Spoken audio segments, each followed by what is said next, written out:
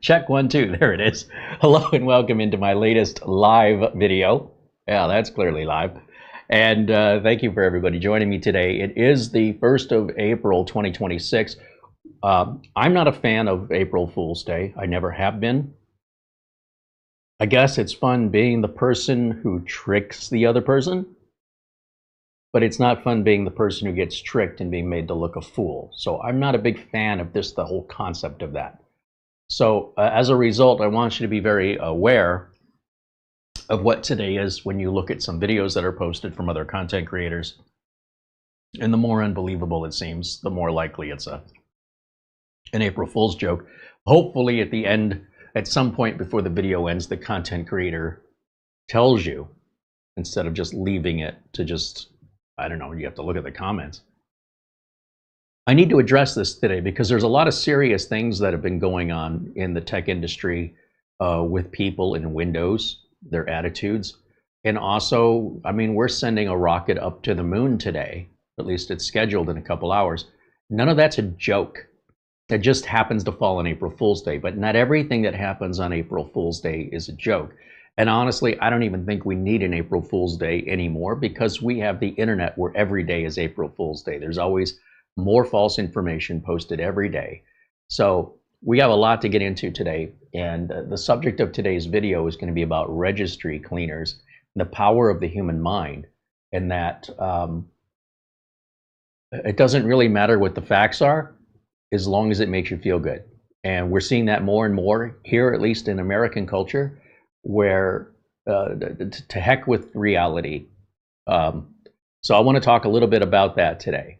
Also, I want to encourage your feedback here in the live chat. So if you're watching us live, I do hope you'll jump into our live chat and say hello.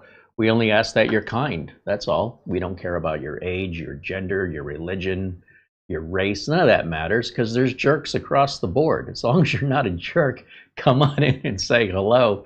And a special shout out to our friend Buster, Peter Laycock, out there in Edinburgh, Scotland, with his Amazon gift card in lieu of a super chat.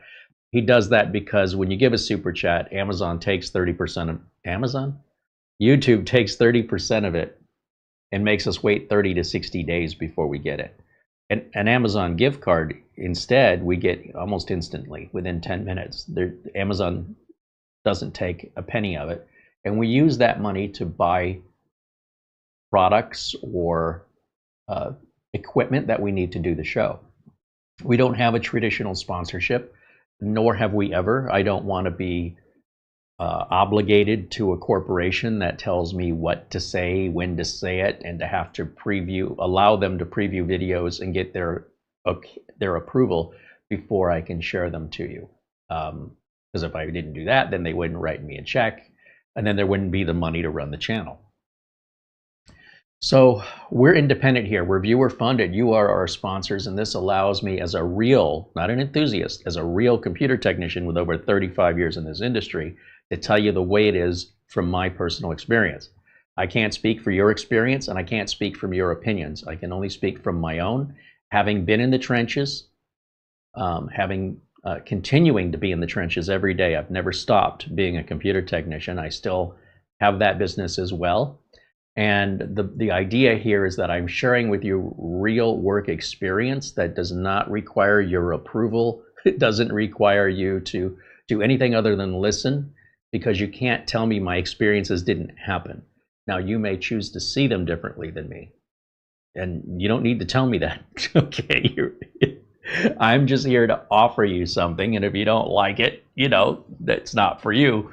But it is for many other people. And so we're hoping to attract the right crowd who appreciates information coming from somebody held accountable and responsible, not from a content creator who just can do whatever they want and say whatever they want and have zero repercussions.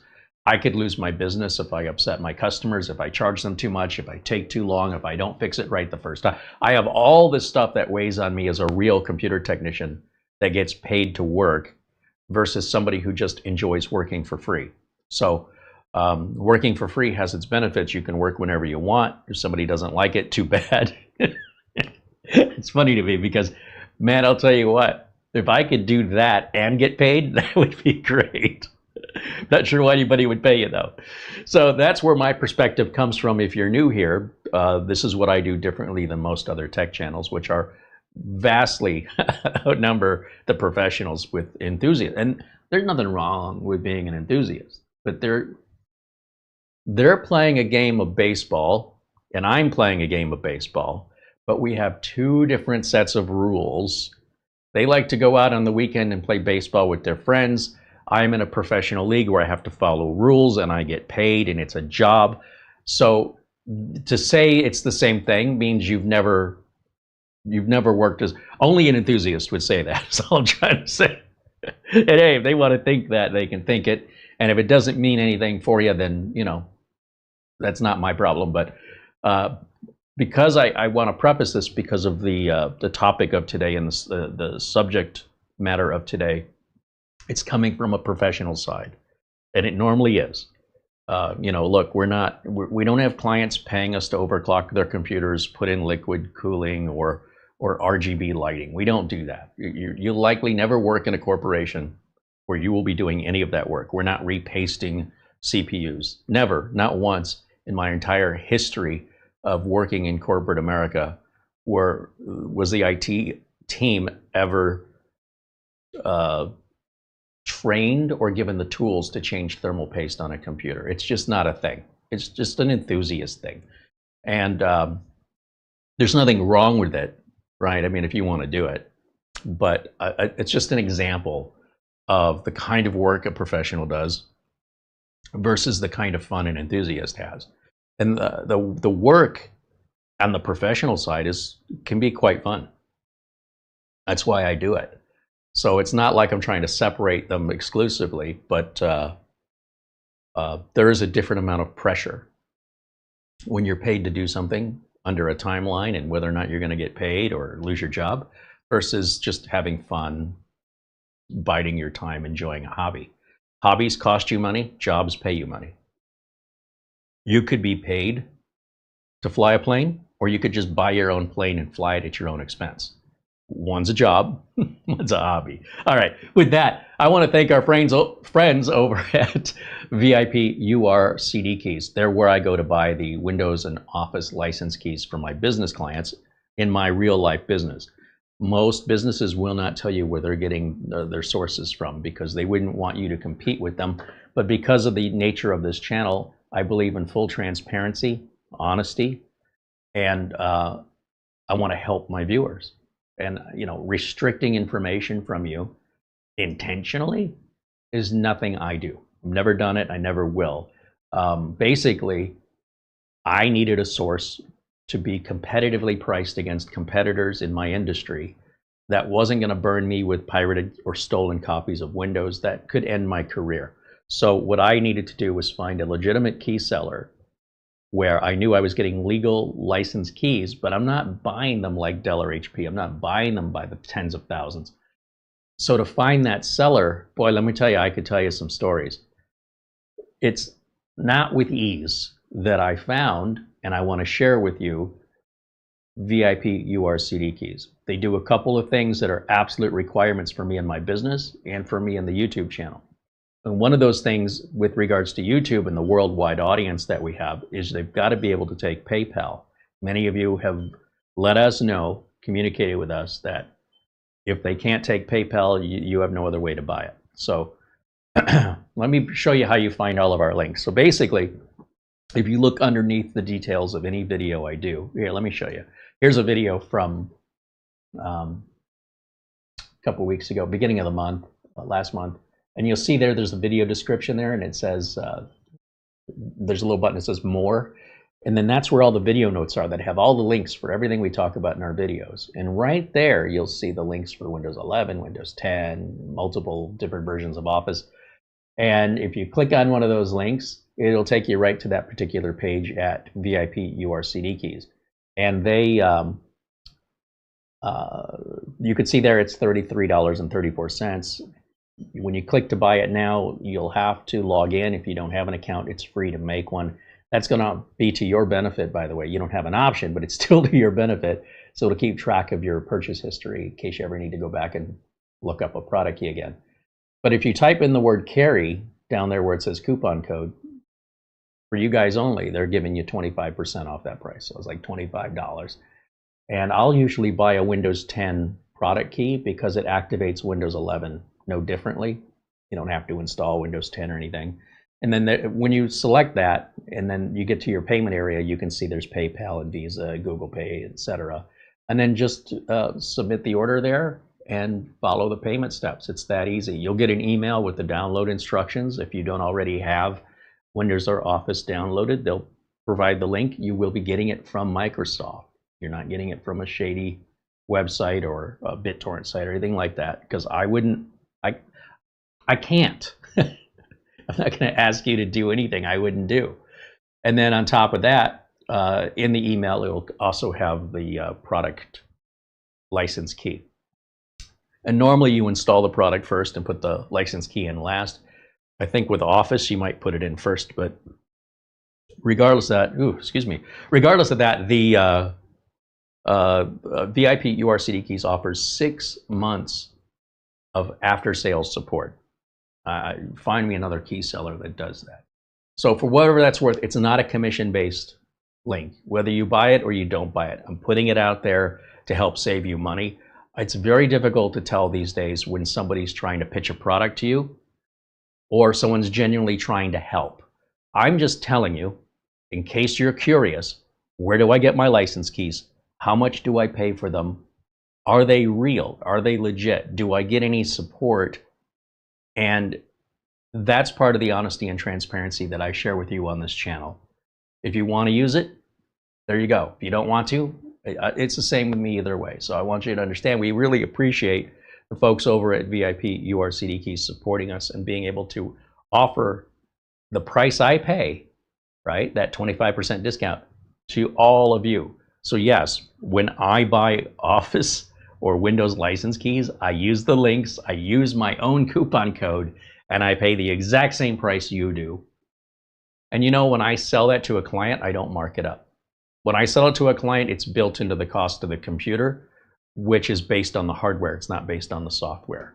So that's just the way I choose to run my business. I'm not getting rich, but that's, helps me sleep well at night knowing I'm doing my customers a great service, and it keeps me competitive with the Dells and HPs of the world, that I can build a better product and sell it for the same or less money than the competitors.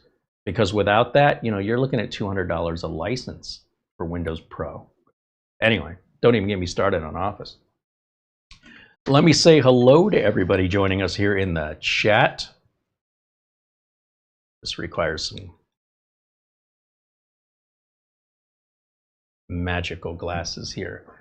All right, the screen is about 10 feet away from me, so I need to kind of zoom in here. That's what these kind of do. And Sean Skinner joins us and says hello. There's Mara, our channel administrator. I also see Jonathan Fells. Spider-Man the Hero says hello. David Graham joining us. Mark Gaines and Lou Greenia. 1989 G-Money, now a member, 46 months. Look at that. That's amazing. Thank you for supporting us here. Everybody in green there is the sponsor of this channel, in case you're wondering. Let's see. Who else says hello? Ben Laird joins us from Scotland. Marsman50 from Coleman, Wisconsin. Sajiro47 says hello. Welcome in. John Rogers saying hello. Dazzle555. Miguelito says hello. Welcome in. Gregory Caudle says hello. Dustin Fuller. Jeff says, yes, I get to watch live today. Hello, everyone. Welcome in. And John Williams and Andy W6AD join us, along with Al Perez. Richard DeFries. David Graham said his birthday is tomorrow, and he hates April Fool's Day. And a $2 super chat. Thank you, David. Happy early birthday. Everybody say happy birthday to David Graham. Come on now. Gary Tatum says hello.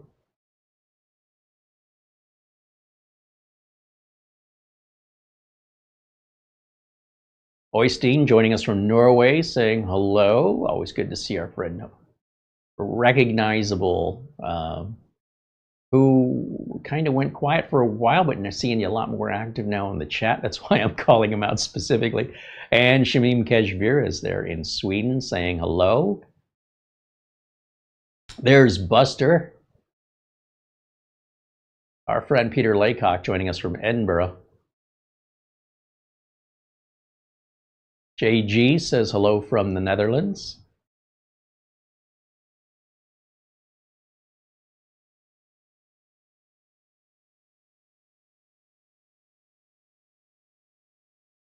Buster said it is 40 degrees Fahrenheit or 4.4 degrees Celsius in Edinburgh right now, Scotland. We actually have a little bit overcast right now, which is normally in Phoenix. It's just blue sky, no clouds, just the sun relentlessly bearing down on you with no shade, very few trees. Anyway, I welcome the cooler weather. I think we're going to heat back up next week, but we're only into the 90s, I think, today. Is that all? All right, so let's get to the subject matter today. Welcome in, everybody. Shane Perkins joins us. And yeah, feel free, please, to interact with me during the live show.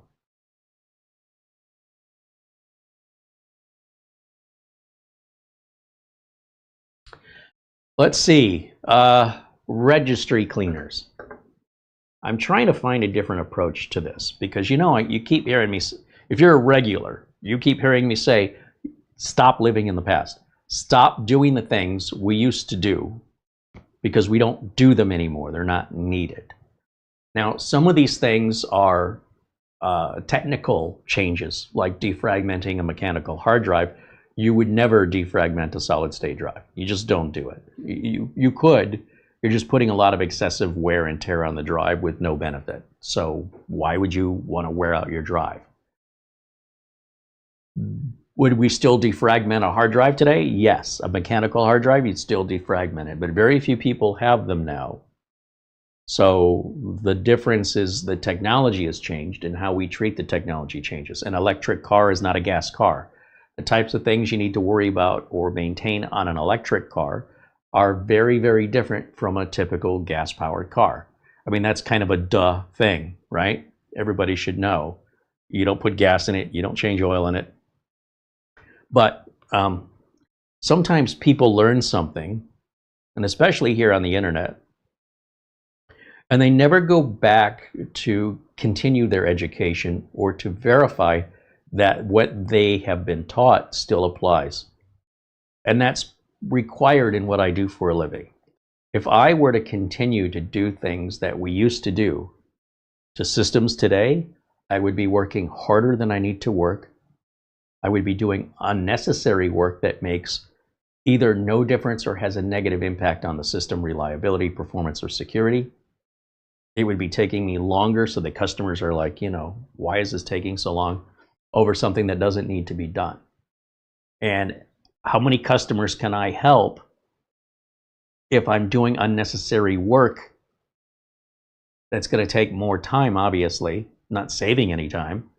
And then if that unnecessary work at the end of an 8-hour day, and I'm doing that to every customer because that's how I was taught 20 years ago, there's at least 1 or 2 customers I'm losing that day simply because I ran out of time and I couldn't get to them.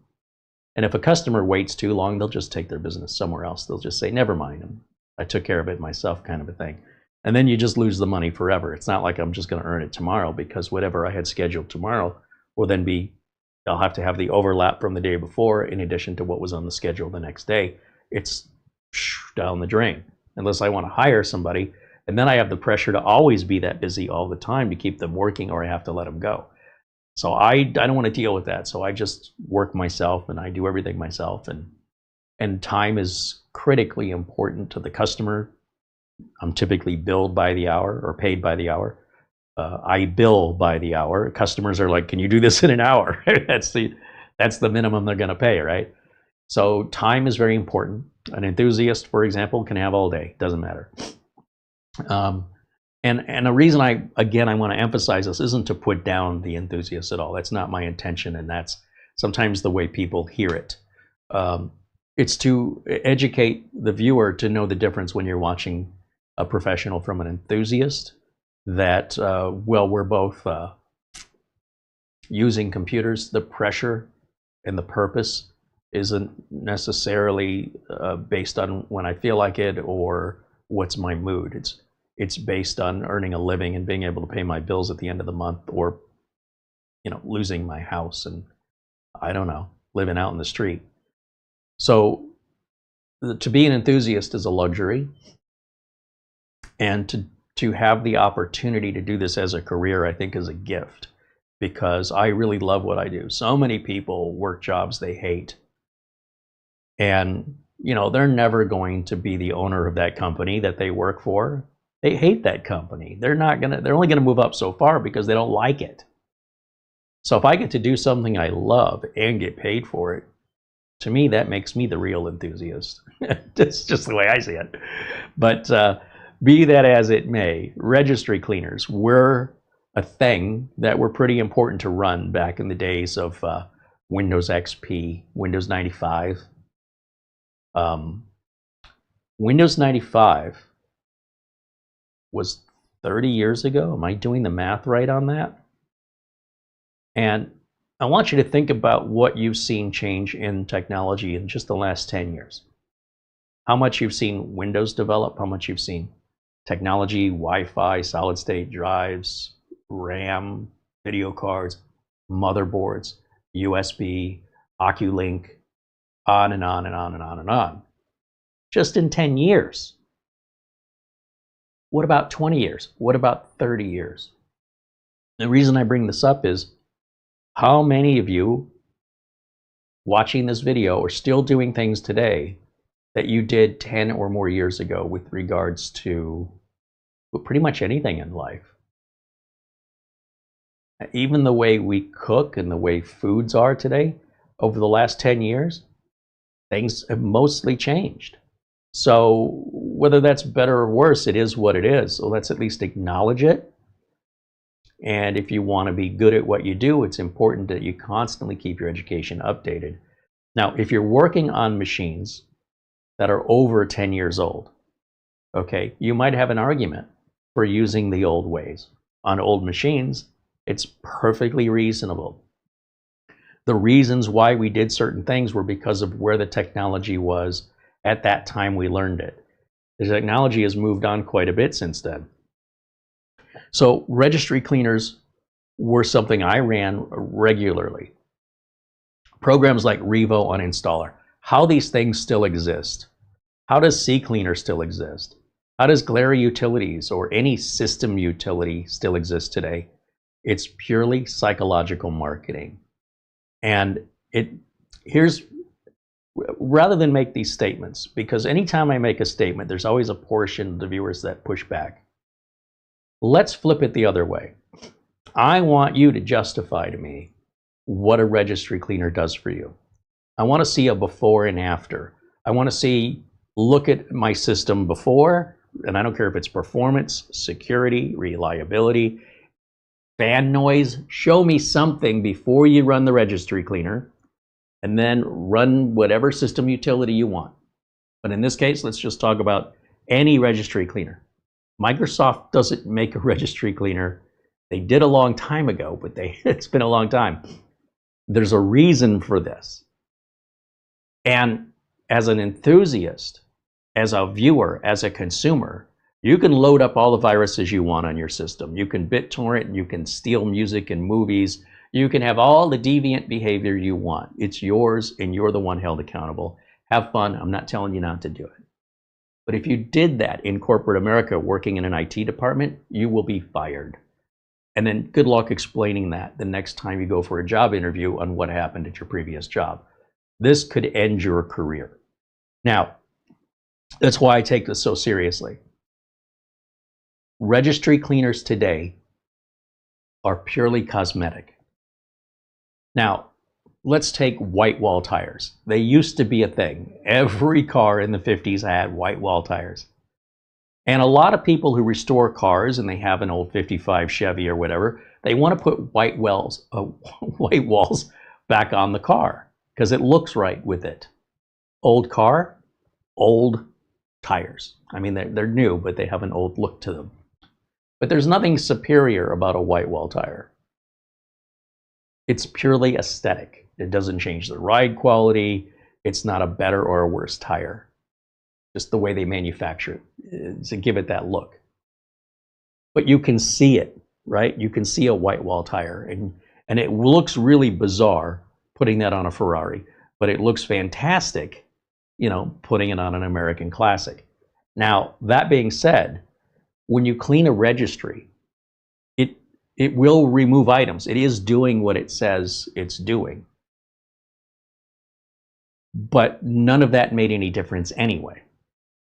It didn't hurt for the stuff to be left in there. Orphaned registry entries, they're not hurting anything. They're not really taking up any noticeable space. It's not affecting performance. It's not affecting security. What it's doing is it's manipulating your mind and your feelings to something you can't see that has ultimately no difference in reality. So yes, you can clean the registry, and yes, it'll find things to do. If it didn't, why would you buy the software? Why would you even download? If it said, oh, we've scanned your registry, we haven't found anything, that's a good way for that company to go out of business. Never ask a barber if you need a haircut. Okay, it's just pretty obvious. It's in their own best interest to find things to give themselves purpose. But whether or not it has any actual purpose in reality, it's mostly psychological.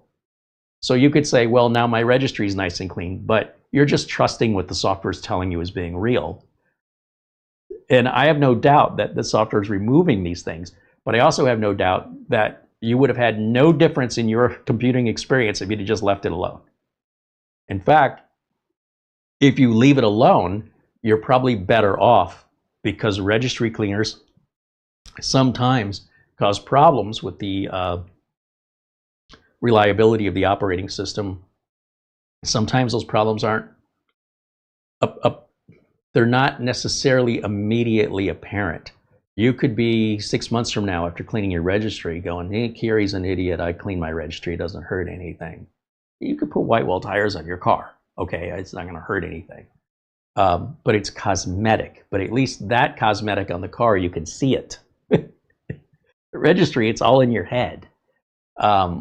Nobody's looking at it. If it's making no difference to your boot time, no difference to your program loading time, no difference to your reliability, no difference to your security, why are you messing with it?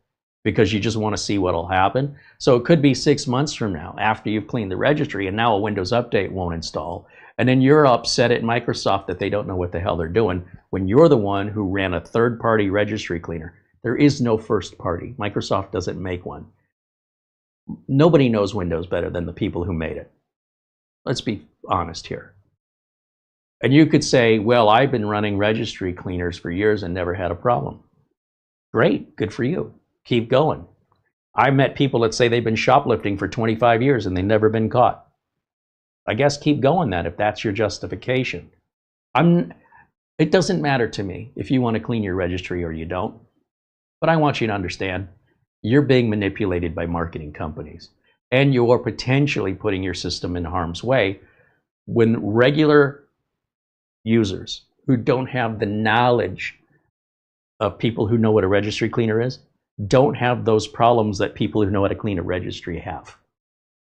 There is a thing of just being too dangerous. You have too much knowledge where you don't have enough experience with it, especially if you're an enthusiast. Again, it'll typically get you fired or at least written up if you ran it in a corporate IT environment. Nobody does this, like in the professional world.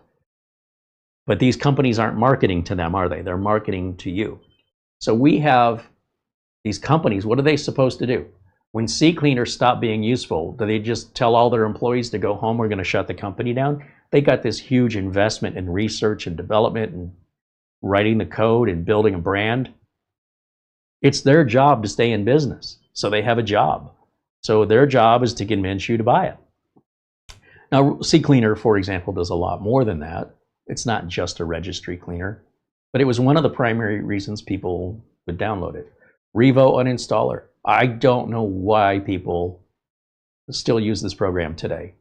There may be a very unusual circumstance where a program doesn't uninstall and your first gut reaction is to use Revo. My first gut reaction is to put the software back on. So let's say I've got a program installed and I want to remove it and it says I can't remove this program. I'll go to the website, download another copy of the program and install it on top of itself.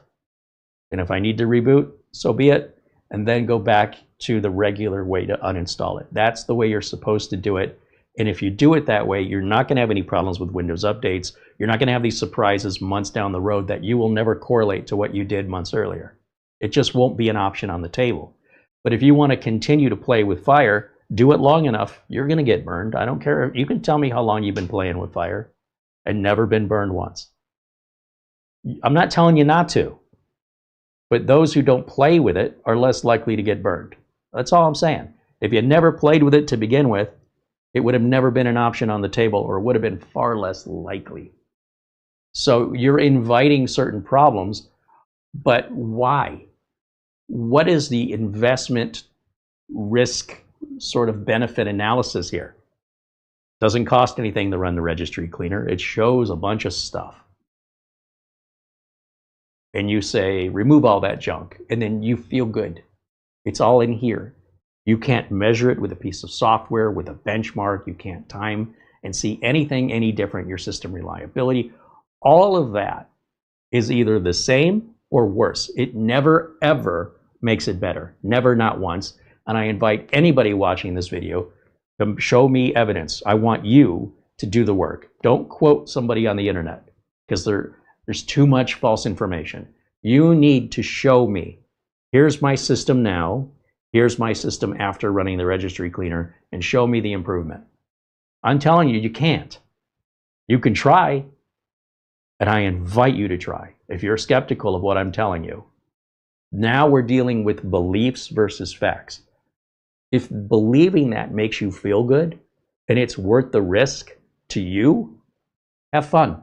But I want you to understand fully what you are agreeing to when you exercise certain actions. If you want to shoplift and you know you could get caught and you know you could be arrested and go to jail, I mean, you shouldn't do that, but I'm not your daddy. You want to do that? That's your decision. That's your consequences.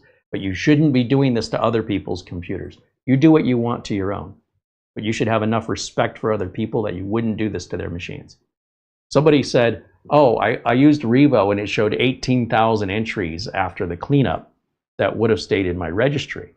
They wouldn't have hurt anything, dude. They're not doing anything. Windows is so fast in the way it processes the registry. It doesn't make any difference. It's purely psychological. And by the way, Revo can cause system problems too. And the default, anybody who uses Revo, and I got nothing against Revo. I got nothing against CCleaner. These were great pieces of software. They're very well written. They're very well done. They're decent companies as far as I'm concerned.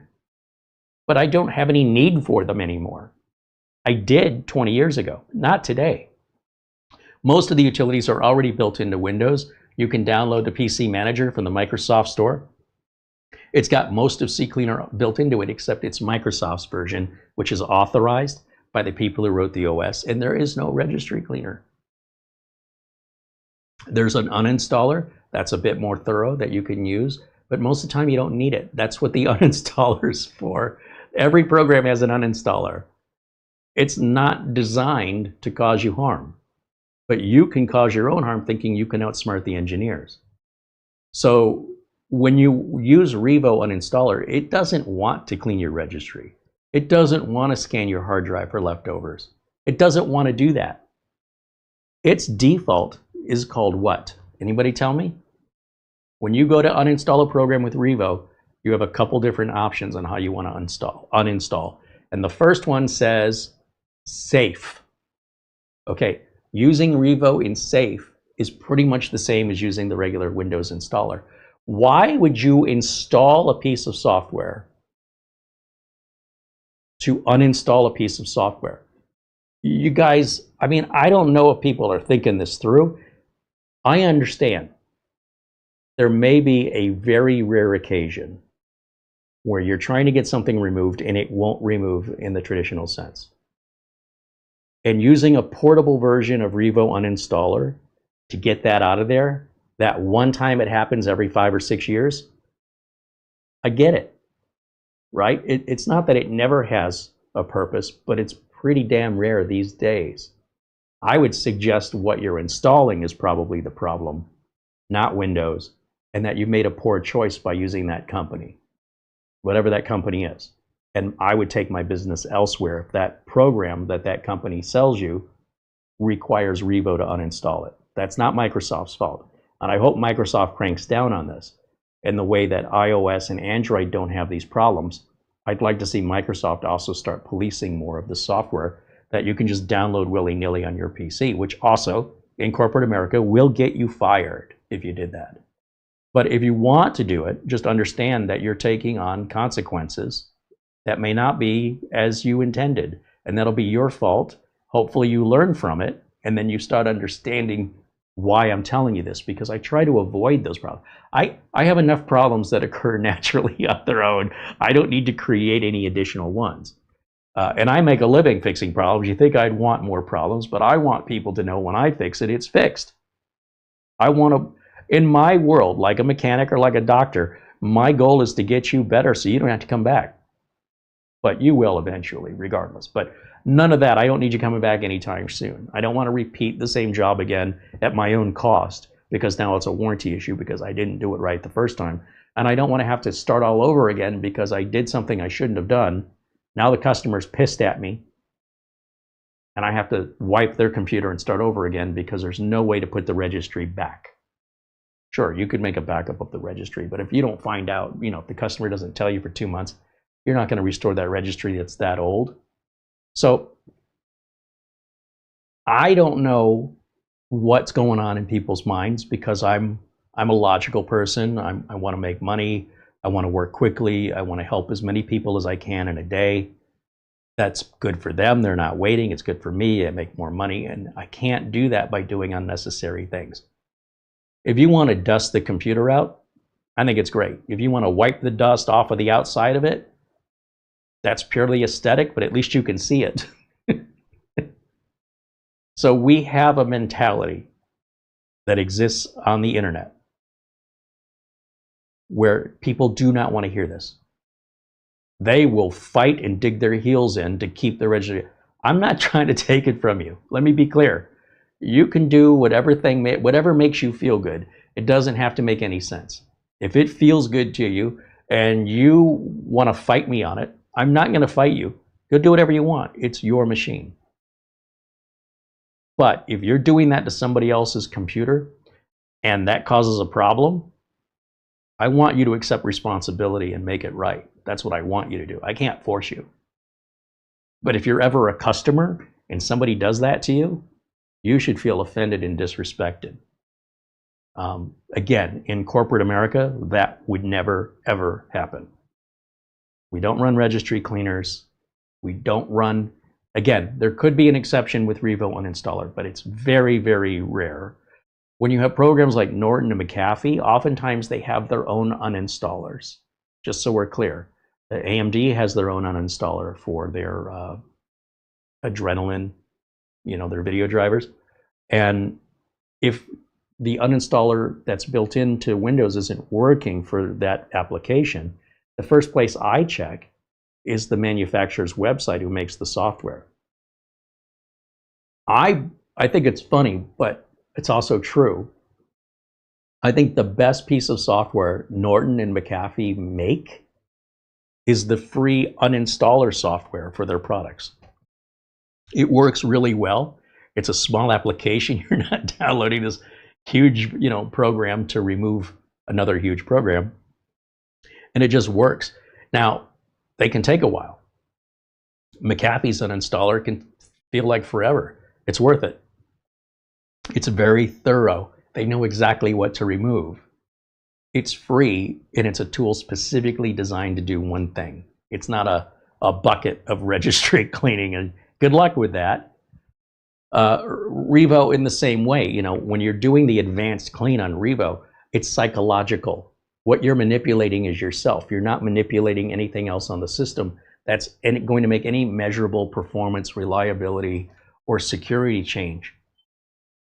And I encourage everybody who doesn't believe me to prove me wrong. And if you're not willing to do the work, I don't want to see you copy and paste links. Okay? I want to see you do the work. I want you to show me. And I can already tell you, nobody can do it. And I encourage you to try, and I encourage you to prove me wrong. Because then maybe you'll believe me. That's what I love about experience. You can't argue about experience. Nobody can tell you what you experienced didn't happen. You know firsthand. Secondhand, it's secondhand news. It could be hyperbole, it could be exaggeration, it could be April Fool's Day. Again, that's up to you to figure out. I'm not, and I want to emphasize, this is not an April Fool's joke. I'm being very, very, as serious as I've ever been. I don't do April Fools on this channel. I never have. I don't think intentionally making somebody look like an idiot to embarrass them because you think it's funny is anything other than bullying. If it were both people in on the joke, like a stand-up comedian and you're there to see jokes and the guy is an insult comic, it's just for fun. But if you're walking down the street and someone just starts insulting you because they think it's funny, that's bullying. All right, it's a sensitive topic for me. Now, this extends into other areas where we used to do things like run high memsys and configure our extended and expanded memory so we can play Wing Commander or Lemmings, Earthworm Jim. We don't do that anymore unless you have a system that is from that era. That would be your only exception. All right? So when I say we don't do that anymore, I'm referring to modern operating systems on modern hardware. It's like comparing an electric vehicle to a gas vehicle. They're both cars. They both might look alike to the untrained eye, but how they're treated and how you take care of them, the different type of maintenance that's, an electric vehicle, for example, is a lot heavier. It's going to eat tires a lot quicker than a regular car. On the other hand, electric cars have a regenerative braking where you can just let go of the gas pedal and the car just starts applying the brakes to turn that forward momentum into battery charge. So you might find a pair of brake pads on an electric vehicle lasts forever. They're different even though they look the same. So this whole registry thing, all it's doing, and I cannot emphasize this enough, is it's showing you something that doesn't make any difference. It's saying, okay, you have a bunch of these orphaned entries in your registry that maybe add up to less than a K of actual space, which is nothing in today's modern registry. It's so big. It's like somebody cleaned a mansion and you're looking for a crumb. I mean, that's fine, I guess, but really? It's a little overkill and unnecessary, in my opinion. And again, in corporate America, where time is money, you aren't getting paid for picking up crumbs. Now, not unless there's a big pile, just like one crumb in the corner. You know, if you're the janitor and you're sweeping, nobody cares if you get the crumb. They want to get the bulk of it, make it look clean, you know. If you're going to wipe the dust, you know, anything you can see. You can't see this. It's just a virtual representation on your screen of the data, which if it's making no difference if it's there or it's not there, and I mean zero difference at all in reality, why are you doing it? Ask yourself that question. Why do you do it? And if you're resistant to what I'm telling you, why are you? Why would you fight for that? So if you're like, oh, I fight for it because it makes me feel good. There's other ways to feel good, but if you want to take on the risk, the next time you have a system problem, and it's just a matter of time, you now have to wonder, is it possible, because I ran that registry cleaner, because I think Carey doesn't know what he's talking about, I run it anyway. The next time you have a system problem, ask yourself, was it really Windows Update that caused the problem? Or was it that registry cleaner you ran 6 months ago that now has broken something in an update that came up 6 months later, and you want to blame somebody else? The first person that should be on the suspect list that needs to be cleared of an alibi is you. After you get cleared of the alibi and you know for a fact it wasn't you, then we can look for somebody else. But if your first instinct is to point the blame away from you, that's part of the problem I'm trying to deal with. I can't do that in corporate America. When I'm assigned a job, it is my duty to complete that job. Or if that job goes beyond my wheelhouse, to then escalate that ticket to the proper department or the proper, what's the word I want, position within the company.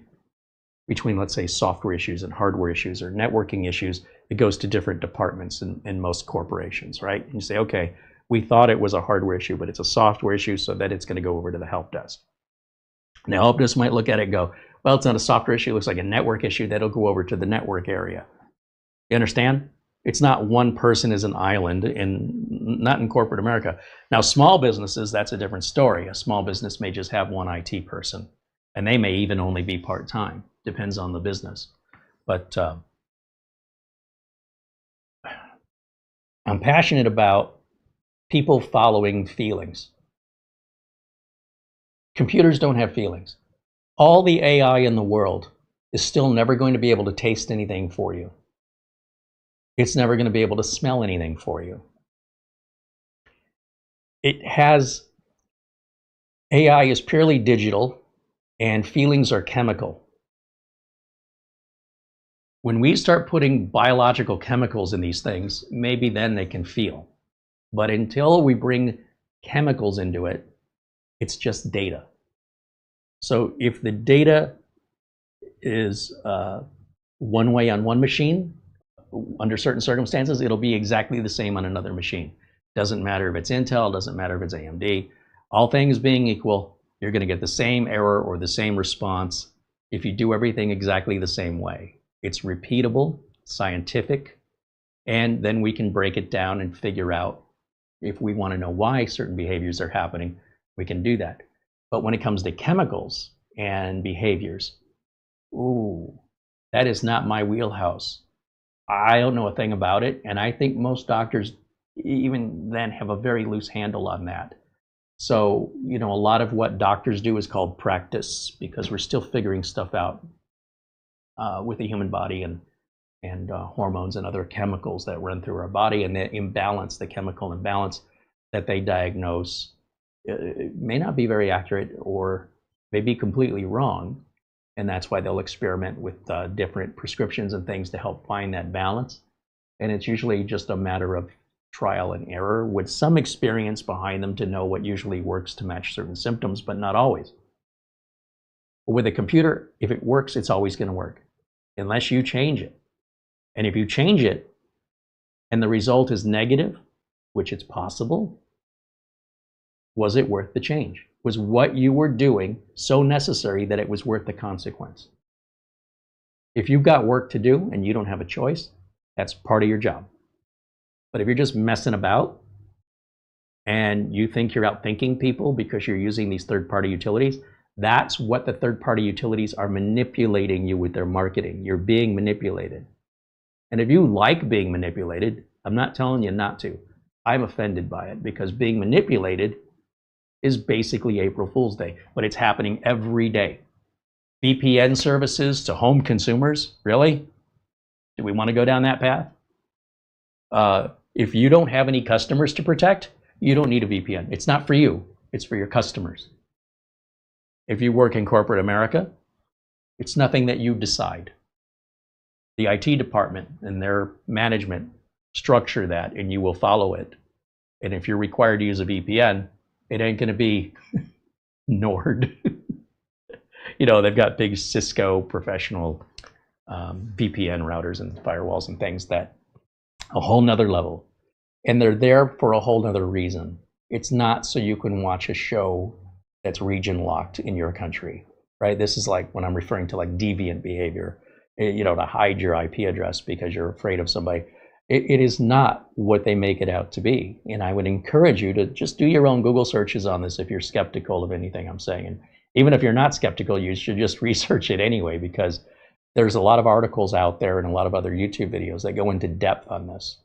And if you've never looked for it before, you might be surprised just how much information exists. So for example, just to give us a real world example, let's open up Copilot. And I don't care, you can use Copilot, Anthropic, ChatGPT, DeepSeek, whatever, Gemini. Remember that it's gonna, when you ask a question to Google or an AI, it's gonna try and give you a response you wanna hear, okay? So if you say, what's great about registry cleaners? It might tell you the good things and maybe not mention the bad things. So you should be looking for what you don't want to find in this case. So let's say, why are registry cleaners useless on modern operating systems, modern OS, modern Windows OS? What else has a registry? And let me show you what Copilot says. Let me share the screen. Come on, Carey, where is it? Right here. Got the wrong screen. Hold on. How did that happen? Oh, I did window capture. Yeah, window capture should be right. Display capture is the one I don't want. This should be. Oh, I see. Because Copilot is its own thing. I have to select Copilot as the window, not Chrome. Silly me. All right, let's go back over to window capture again. Okay. Here's the short version. Registry cleaners are basically useless on modern Windows because the problems they claim to fix no longer matter. And the risks they introduce absolutely do. Let's break it down in a way that makes the whole picture clear and practical.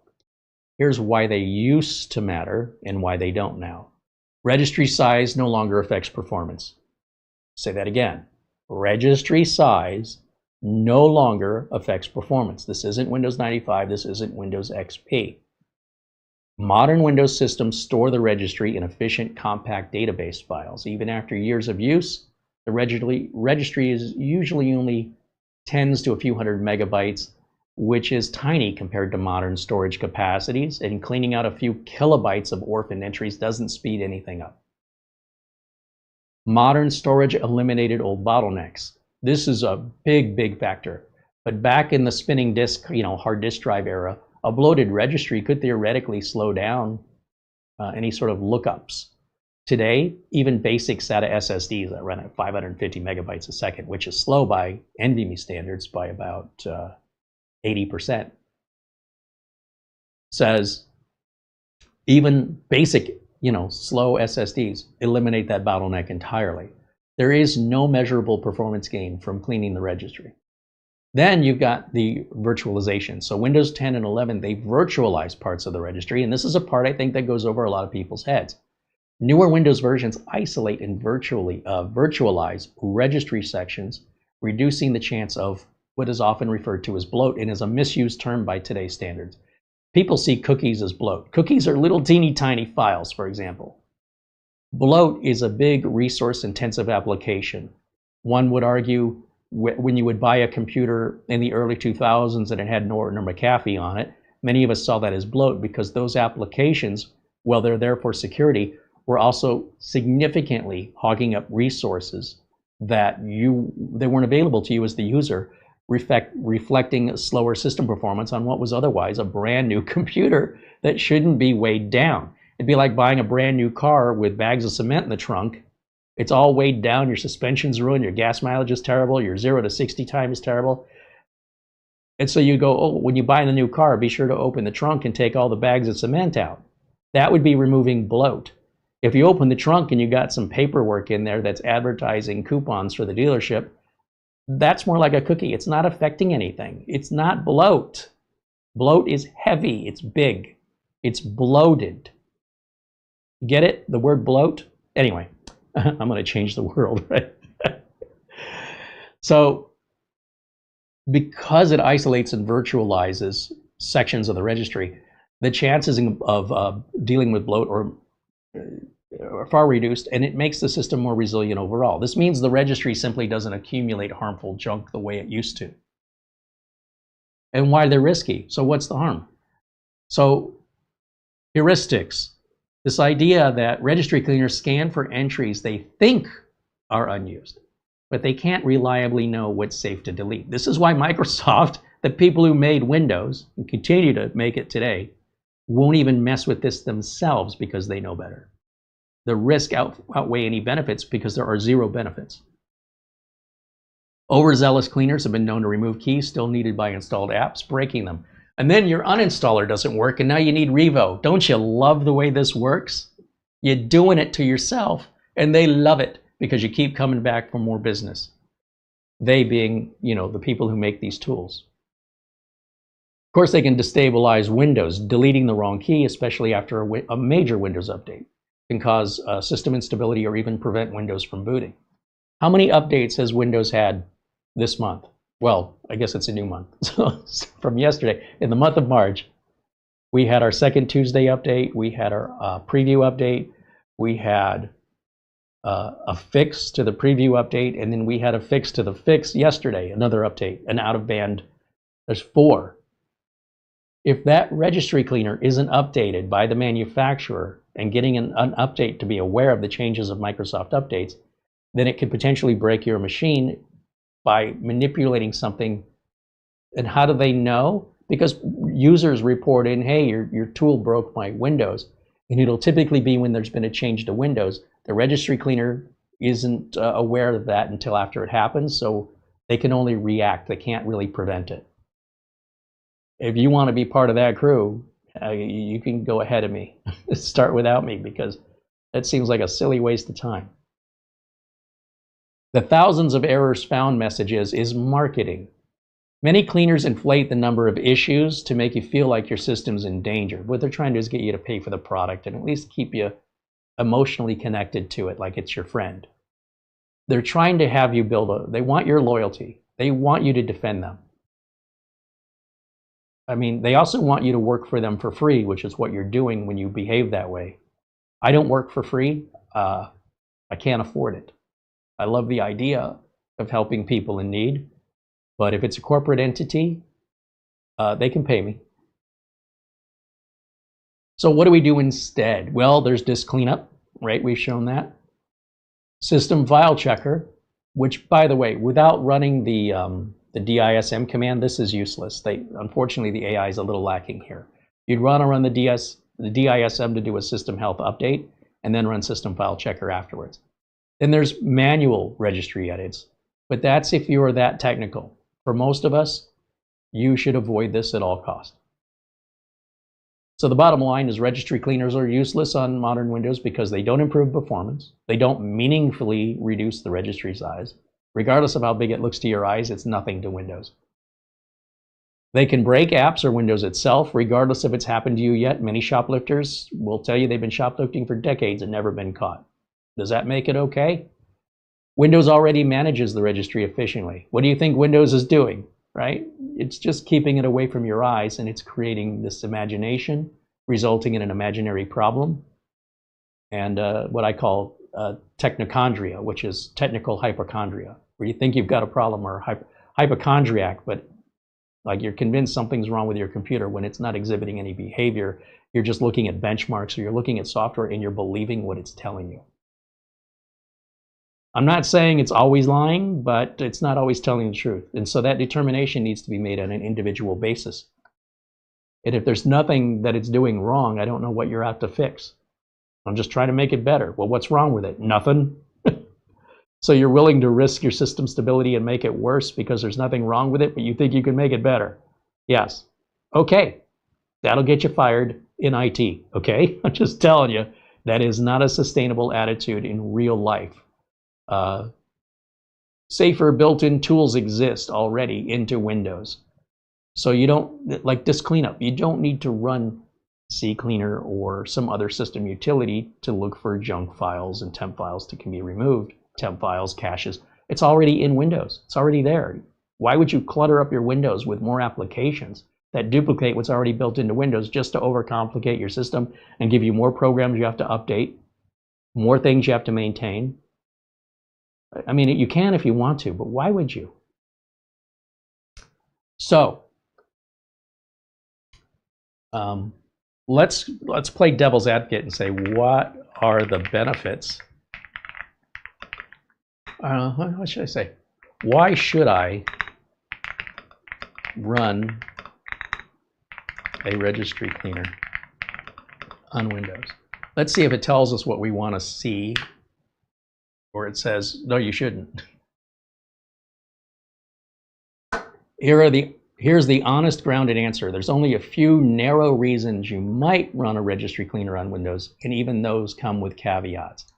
Most reputable sources emphasize Windows doesn't need routine registry cleaning, or any at all. But there might be situations where there's an exception. Somebody says, well, what about removing leftover entries from uninstalled software? That's Revo's argument. If you uninstall and uninstall a lot of programs, if you're one of those people, well, registry keys often remain behind, it doesn't matter. And a cleaner can remove these remnants, and some users consider this a way to keep things tidy. But again, it's purely cosmetic. You understand? It's cosmetic. But let's say you have an invalid registry key causing a problem. Occasionally, a registry can become corrupt, or keys can become invalid, error messages, crashes, misbehaving apps. A registry cleaner is a little bit of a stretch, but it might help. But it's already broken, so what are you going to do? Break it? You know what I mean? Like, then the risk doesn't matter so much. You're trying to fix a problem. You know, an actual problem that exists, not one that exists in your mind. So if it's already broken, and all you can do is either fix it, leave it the same, or make it worse. I suppose if it's your computer in your time and you got nothing else better to do, have at it. Again, this can get you fired if there's a habit of it. I mean, clearly people make mistakes, they have errors of judgment in real life, in the real world, in the IT departments. But if you keep exercising the same behavior, your bosses are going to be made aware that you're not getting things done compared to your other coworkers. And they're going to find out, why is it different with you than everybody else? Some people will say, well, I want to, after a bunch of Windows updates, 25H2, maybe clean the registry. I wouldn't. And where, by the way, if you look at where the AI is getting this information, they're giving you the source. And the source is coming from the very people who want to sell you the software, who do this, that are giving us these positive perspectives. Notice the source. The AI is telling you, I got this from Revo. I got this from Revo. What do you think Revo is going to say critically about Revo? Nothing. Don't ask a barber if you need a haircut. So this is not surprising. Can you imagine if Revo said, let's be critical about Revo and why you shouldn't use it? I'd love to see that. So there's also, for users who prefer occasional maintenance. Some people simply like the idea of keeping the idea. It's a concept. It's not a reality. Even experts who are skeptical of cleaners sometimes admit they use a safe one occasionally, though not for performance gains. Now that's coming from the Windows Club. See, that's not coming from Revo. Okay. Microsoft does not recommend cleaning the registry. Performance gains are minimal to non-existent. I would say they're non-existent. They're generous to say minimal. They can break things. Well, it hasn't broken anything for me yet. Yes, and the shoplifter hasn't gotten caught yet. So just keep doing it. Just keep that mentality. I drive without insurance. Why? Because I've never been in a car accident. All right, well, good for you. Modern Windows versions don't suffer from registry bloat. And many experts recommend manual targeted cleanup. Something called backups. What is that? You know, it was National Backup Day yesterday, but every day should be National Backup Day. Should you run a registry cleaner? If you want faster performance, no. If you're troubleshooting a specific error, maybe, but targeted fixes are safer. If you uninstall lots of software, like if you're one of those people that just downloads so much all the time, just make a backup of your system and don't uninstall the software. Restore the system back before. You don't have to go through any of this with any risk. You'll get a 100% result every single time if you do it the right process, if you follow the right process. And you don't have to buy backup software either. That's already built into Windows 2. You like occasional system hygiene. Again, we're talking about cosmetics. This isn't health hygiene, this is cosmetic hygiene. So, yes, again, you have to choose a safe tool, but it's hard to know what a safe tool is with Windows updates coming out so frequently. These tools that were once safe could now be unsafe until they get updated as a response to a Windows update. And without the tool being updated, it is no longer a safe tool. So nothing is a safe tool always. It's very fluid and changes. So again, back up your data first and foremost. Back up your whole system. Use the Windows 7 imaging tool. Go to Control Panel. Not Settings. Go to Control Panel. Click the backup icon. It says in parentheses Windows 7. Make a free system image. Cost you nothing. What if you're not sure what's wrong? Well, avoid cleaners. You could be making it worse. So overall, these were good AI answers from my perspective as a professional technician. And my answers really aren't any different. I have a little bit of clarity that I've corrected in some of it that I would advise a paying client to. And I want to emphasize it's your computer. If you want to throw it in the bathtub, I mean, it's yours. I don't advise you to do that. I don't condone it. I don't recommend it. But sometimes people push back at me as though I'm telling them what to do. I'm telling you what I would do. If that doesn't apply to you, that's on you. That's not. I did my job. All right. I've given you knowledge for which you can base a decision that's right for you. If there's something so different in your life that's so different from everybody else on the planet, and these instructions and advice don't apply to you, I'm okay with that. But don't come running to me for blame because you didn't follow the advice I gave you. What did my mom say? If you fall out of that, if you go climbing that tree and fall out and break your leg, don't come running to me. So if you're willing to accept your own consequences, and you see, the problem is a lot of people think there is no negative consequences. I'm telling you, there is potential. And it's such a serious potential in corporate America, we don't do these things. It's not a joke, and your career could be on the line. But home users, they'll sell you snake oil all day long. And if that snake oil makes you feel better when it's not doing anything, I guess there's no... The harm is really just affecting you, if there is any harm. But it's all, you know, this psychological thing that people just want to hold on to it for both hands. They want to defend ignorance. And I mean to their death. They're so passionate about it. They'll choose that to be the hill to die on.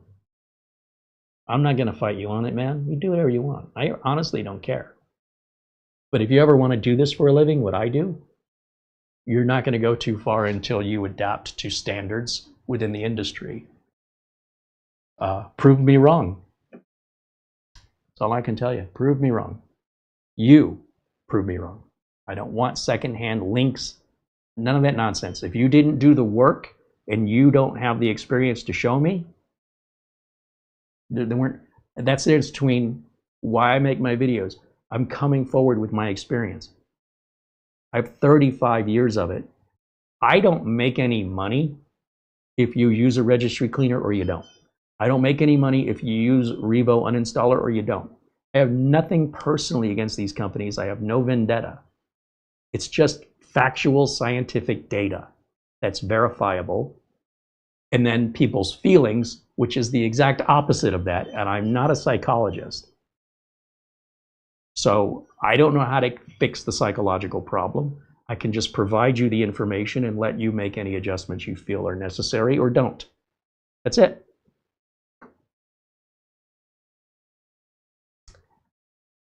Speaking of AI, there's been some AI news that I want to talk to you about. Some of you are not aware of how businesses start, but usually in whatever the business is, you need some startup capital. You need to get the thing up and running. You need to prove that there's a need for whatever it is. If you're manufacturing a gadget, if you're providing a service. Somebody's got to put all that money up, right? An investor, maybe somebody's self-investing. I don't know. It's all different. And then you've got, let's take, for example, a large corporation.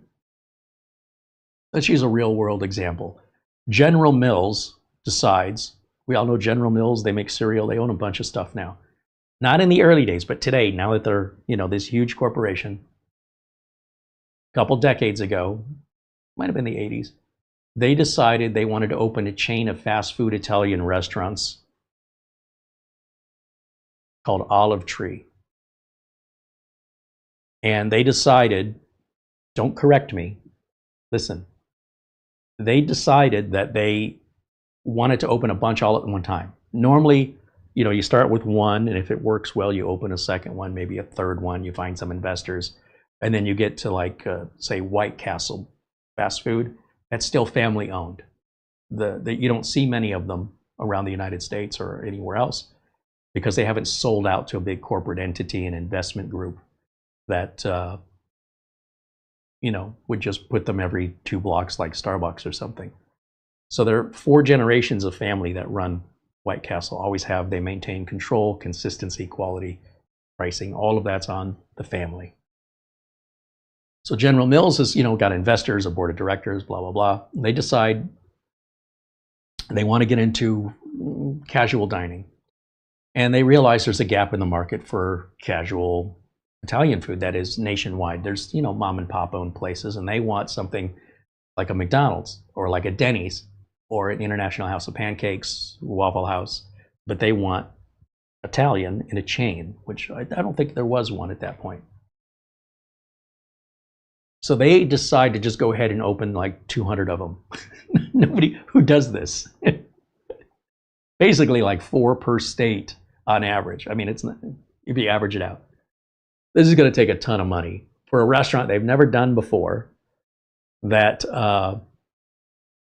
is it going to work? But, they've got actuaries and they've got business plan specialists. That's all they do. 40 hours a week, 52 weeks a year. They go to work. This is their job. It's just another day at the office. So they open, I want to say, they open the first one in Florida because they all don't open on the same day, regardless of how many they want to build all at once. So they start this one in Florida, and just before they're told Olive Tree is already a taken name, you can't use it. So they find this out. They're already into the plan before they find this out. And they said, well, is Olive Garden taken? They're like, well, no, because olives don't grow in gardens. They're like, that's okay. Is it taken? No, it's not taken. All right, the name is Olive Garden. Opening day is a mess, as it is for many new businesses. It's their first day dealing with real customers. So customers are waiting really long time to get seated to be taken care of. So the manager that's running this goes, just give them some free breadsticks and, refill their drinks, no charge. And it kept customers from leaving.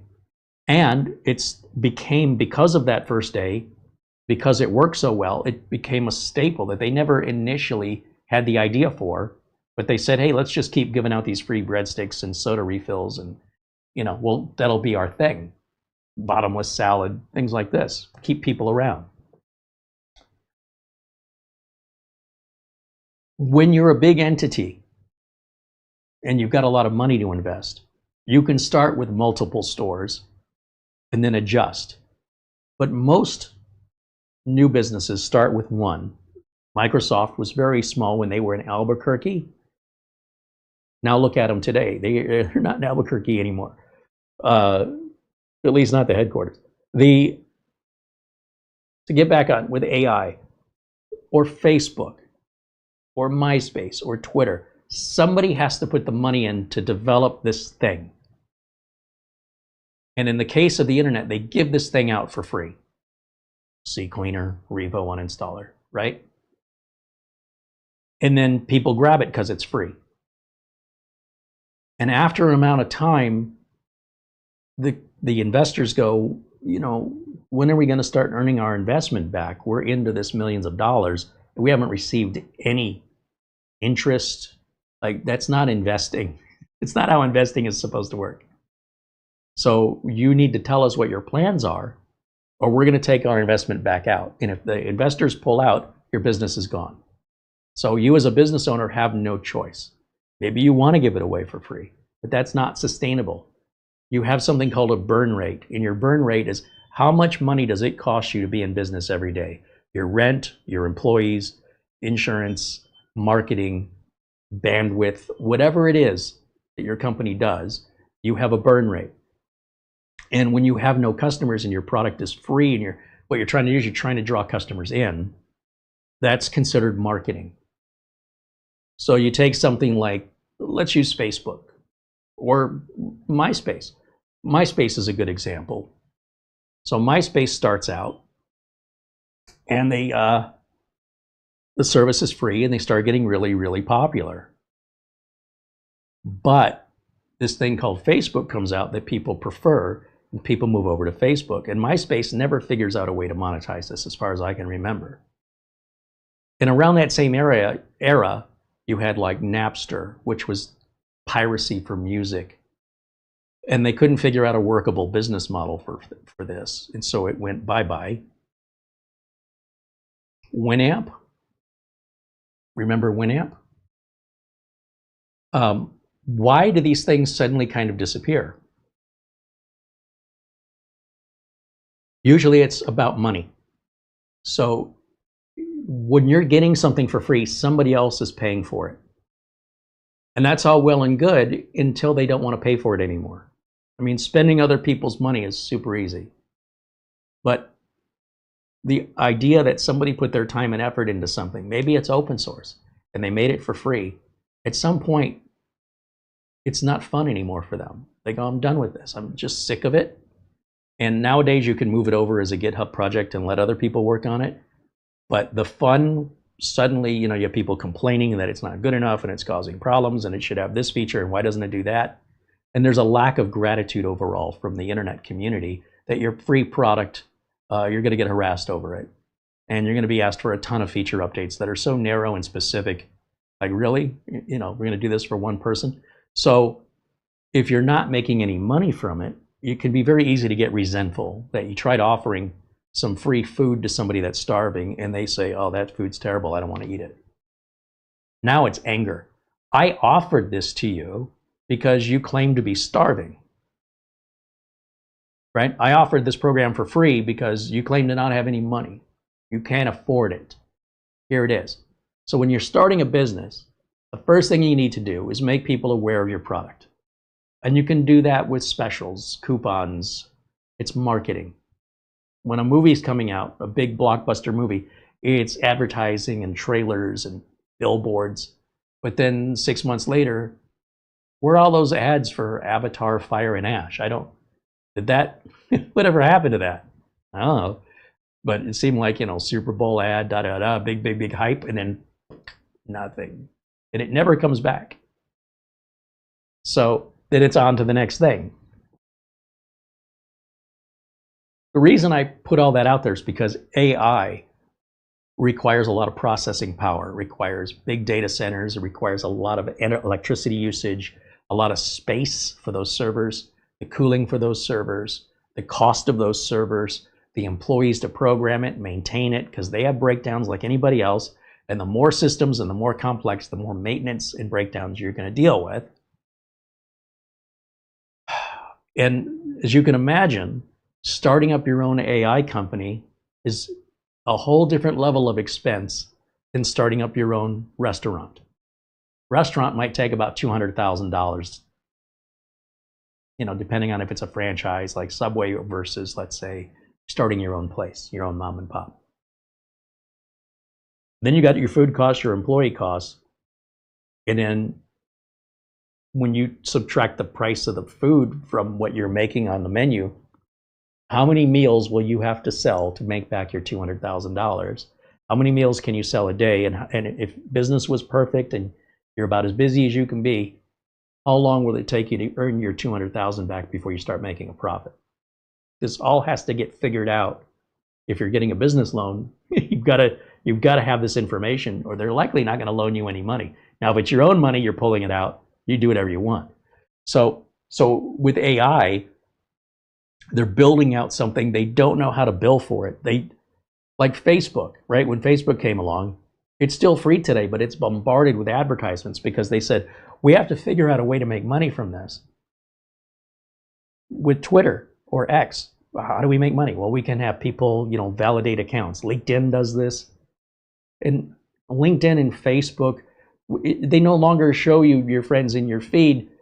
They still do, but it's like other suggested and advertised posts that are threaded into your feed, where it used to just be the people you chose to follow and nothing else used to appear in your feed. And they do that because they can earn revenue from the advertisers so that you don't have to pay for it. But at some point, they just can't keep giving it out for free without some source of income. And they didn't know how to make the income. They didn't know. They just built Facebook, and it kind of evolved naturally over time to be what it is. But there was no plan from day one that this is what it would be. This is what it has become as a result of unforeseen, unpredictable circumstances to the way the culture, whether or not they embrace it, if they use it, if they're willing to pay for it. So imagine that, but with AI, it's a bigger scale. So the cost to get this all started is literally billions of dollars, billions. Okay, now, if somebody starts doing that and nobody else is doing it, then that market is theirs guaranteed. So with the world today, the way it is, and the information of the internet, all these other investors go, how do I get in on this? This is the future. And then you get another AI company, and another AI company, and another AI company. This is all starting to sound familiar, isn't it? And then it becomes a race to the top. Whoever can get to the top first is likely going to be the one who wins. How do you get to the top? By investing more money. But I can't think of another business where this kind of money is required to start it and to grow it. So what ends up happening,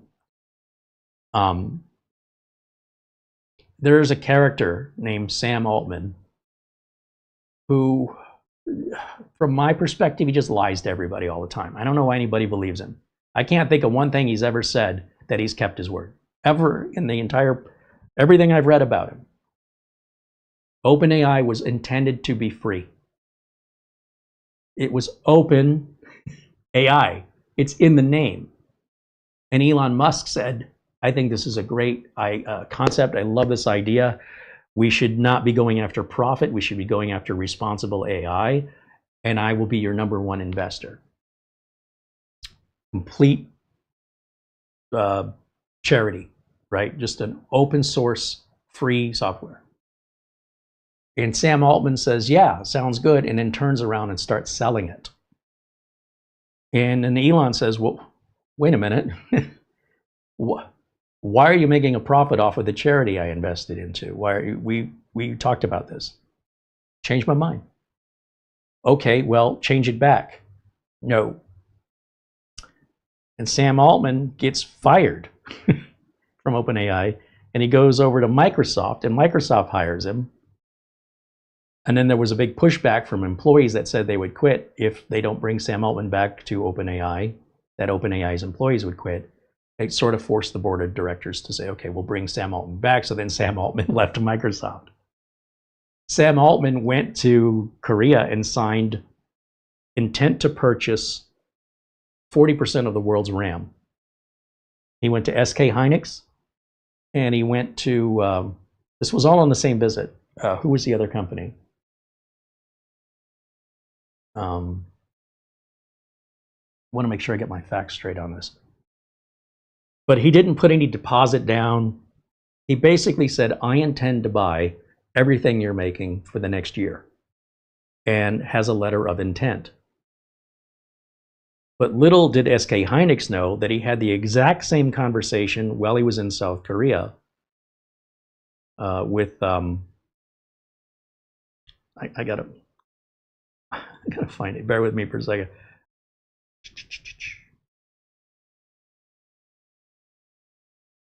So he's in Seoul, South Korea, October of 25. I want you to think about how much time. So October 2025, Sam Altman, he goes to South Korea, he goes to Seoul, and he signs simultaneous deals with Samsung and SK Hynix for 900,000 DRAM wafers. That's the entire wafer, of which several modules could be made from. 40% of global supply of RAM. Neither company knew the other one was signing a near identical commitment. Those deals were letters of intent. They weren't binding. No RAM actually changed hands. But the market treated them as gospel. So contract DRAM prices jumped 171%, almost immediately. So a 64 gig of DDR5 that used to sell for $190 went to $700 in 3 months. Now, that's October. Then there's November. Now we're December. 3 months. Micron then says, we're going to kill Crucial. That's the 29-year-old consumer memory brand, because they want to reallocate every wafer they make to AI and enterprise customers. The company explicitly said it was exiting consumer memory to improve supply and support for our larger strategic, faster growing segments. Strategic customers, in fact. In other words, we don't want to feed the little fish anymore. We're going after the whales. So we're not feeding the little fish. Not even a morsel. The translation was the AI demand signal was so loud that selling RAM to PC builders stopped making any financial sense. Okay, so that's December. Then you go January, February, and last month, March. So we're 6 months. This is how fast this moves. Google published something called TurboQuant. And it was an idea. It was a theory. They didn't actually write anything other than this paper. Think of it like a college thesis. And they released it to the internet. And the internet responded with developers, hobbyists, and programmers taking that and putting it into actual working models within 3 days. So Google didn't actually do anything other than publish the paper. The people who wrote to verify this math, some of which improved it, they built on it. So Google said, here, you can have this compression algorithm, the theory, the formula. They didn't make the drink or the recipe. How can I say this? They gave out the recipe ingredients, but they didn't do the cooking. But they gave it away for free. So what this does is it reduces the amount of memory an AI would need by 6 times, and have 0 errors in this compression, where the accuracy doesn't change. And because of that, the AI speed is 8 times faster in processing. So 6 times, if you needed 60 megs of memory, but with this program, you only need 10 megs of memory. And with that 10 megs, it'll run 8 times faster than it did with 60. You don't need that RAM anymore, do you? Well, not as much of it. You need 6 times less. Okay. This is in 6 months. We went from, oh my gosh, there's just not enough supply. But wait, there's more. I lost my story. Hold on. I gotta find it again. Back over to my notes here. Oh, this gets fun.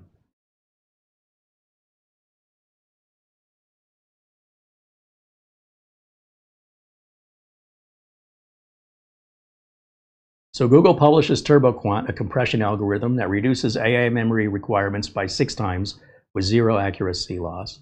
Cloudflare CEO called it Google's DeepSeek.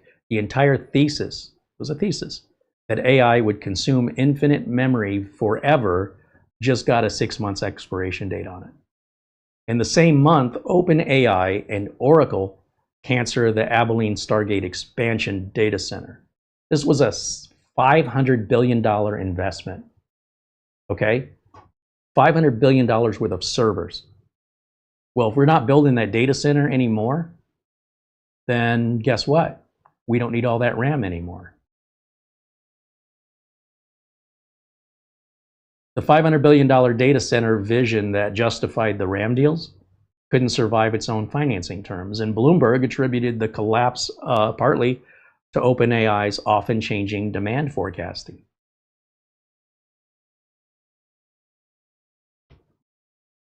So, stock prices in Micron and all these other RAM manufacturers in the stock market immediately, like 20%. Investors started pulling out.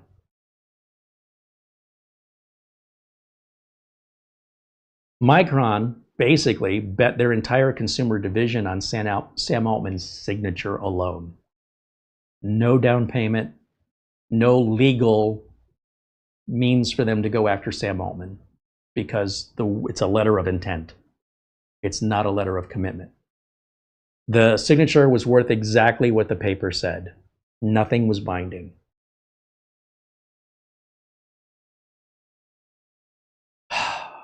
Okay. So there's this AI slop, things like Sora. I don't know if you understand how much money it takes. I don't know if you can even comprehend the amount of processing power, electricity, RAM, storage, and bandwidth that's required to make these silly little stupid videos, like of a cat driving a car. You know, they're very cartoony. But the expense to do that right now, it's very, very high. So they take Sora and they improve it, Sora 2. They still don't know what they have any market for this, but they have to build it and see if they come. And if they do, then we got to figure out how we can charge people and make money. Figure out a way to monetize it. We can't just keep pouring money into this forever. And it's already so much money just to get started. You don't have a lot of time. If you have $500 million and your startup cost is $400 million, you got a burn rate of whatever it is that once your 100 million runs out and you haven't figured out a way to monetize it, you're out of money. You start something cheaper that only costs you 50 million, and now you have 450 million sitting around. You can take years to figure it out. Take like Jeff Bezos and Amazon. It was not an overnight success. It took years. The difference is he didn't build it all out, on day one. He just started selling books and then just started expanding and expanding. Spotify, they wanted to create music they wanted every song available, not just certain artists, every song ever published. And they wanted you to be able to use their app, pull it up, and have it play within 3 seconds. How are you going to make any money from it? How are you going to get the licensing? Don't care. I don't care. We're a private company. This is at the time, based in Sweden. And they said, make it work. And so the founder of that company was the main investor. He was also the main developer. And he's the one who said, this is how I want it. And he hired people and he told those people what to do. I want the app to work this way. When you push that button, it should be damn near instantaneous for that song. They said, you can't do that. He goes, do it. After they got it done, he started showing it to people. This is amazing. And the companies wanted to sue him. You can't just take other people's music and put it in your app. And so they worked out deals. Spotify got so big, the record companies didn't have any choice but to make a deal with him. They couldn't really afford to go without him. On the other hand, he needed them too. But he had so many, if somebody doesn't want to play ball, we won't offer your song on our app. That's on you. We still have pretty much every other song but yours. To this day, there are some artists, very few, that just aren't available on Spotify. But that's not how you run a business based on feelings. Anyway, the bottom line is Spotify brings in somewhere around $11 billion a month or something. What is the number on this? But they didn't know that when they were creating it, right? They just have an idea. Let's put money into it. He used his own money, so he didn't have to be, well, he had a partner, but they worked really well together. They weren't, trying to do two different things or have different values. They saw the same thing. One person was like the guy that could make money, and the other guy was the guy who Daniel Ek, who's really the developer and really the driver behind this, didn't really understand the marketing. It's not his thing. He understands the code and he understands the desire of what he wants from a music service, right? Better than iTunes, better than whatever else was available. He wanted something faster with a bigger library. And his partner, he was the money guy. He was the guy that's like, you do that and I can make money from it. Anyway, it's a fascinating story. There's a book on it, and there's a documentary in Sweden that you can see online with subtitles. That is a dramatization, a retelling. It's really good. I think it's a 5-part miniseries, and I wish they had an English version of it, but it's fascinating. Anyway, there's also a book. You can read the book. But the scale of AI is so big and the investment is so large and the burn rate is so high that it didn't take very long for Sora, and then they followed up with Sora 2 to improve it. You know, Will Smith eating spaghetti, this kind of stuff. To realize we have not figured out a way to make any money from this. We're not any closer to figuring out a way that we're going to make any money from this. Now that we've given it however many months it's been, we do know that if we keep going the way we're going to run out of money soon. So Sora got shut down. They said, we just can't make money from it. We're losing too much money. We need to start cutting our expenses. Sora's gone. Thank goodness. Okay. So they're creating this thing that they really don't know what to do with it. And you know, they're still trying to figure out how it can be used other than some very basic like customer service automations and things like this. So I was going to look a couple things up. How much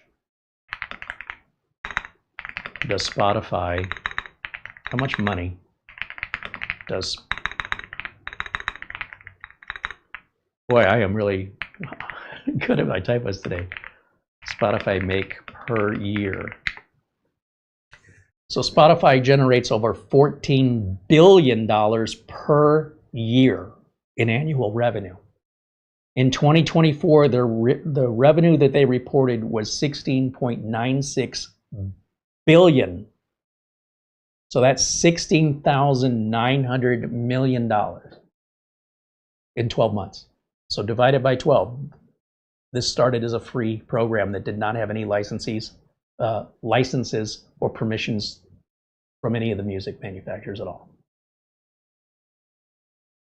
2023, they made $14.3 billion. So just in 1 year, they increased their revenue by nearly 20%, 18.5%-ish. So that's incredible growth. That's what AI needs to do. They need to figure out, how do we make any money from this? And what'll end up happening is whoever runs out of money first will likely get bought up, right? Because the investors are going to say, okay, we're running out of money. It's likely we're going to have to go out of business. Let's sell the assets and recoup our investment, cut our losses. We don't want to lose every single penny. So let's make a deal with somebody else, let them buy our assets, and that company will grow. And that company won't need to buy RAM or storage or anything because they'll be buying it from the other company, right? It'll all become theirs. And then another company will buy another company. And that's how we're going to end up, you know, with probably two when it's all said and done, maybe even one, whether it's Anthropic or ChatGPT or DeepSeek or Copilot or Gemini, whatever it happens to be. All those people with the money are in it because if they can come out on top, they're going to recoup a lot of their investment. It's going to be a big windfall for them.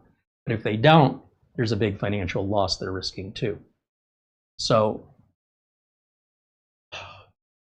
speaking of Anthropic, they accidentally released their source code. And you couldn't ask for a worse time when it's, you know, yesterday. When you're so close to April Fool's Day in certain time zones, you wonder, is this a joke? The whole secret to Anthropic is their code. That's what makes them different from anybody else, like Claude. Well, if you can, so here's what happens. An update happens. The developer who updates it thinks that the system, the AI within the system, will obviously take care of preventing that from being downloaded. And it didn't. The developer made an incorrect assumption. He didn't test it. So once it got released, within seconds, people realized there's the whole code. Well, you can't just steal the code and republish it. That's piracy. That's a big DMCA issue.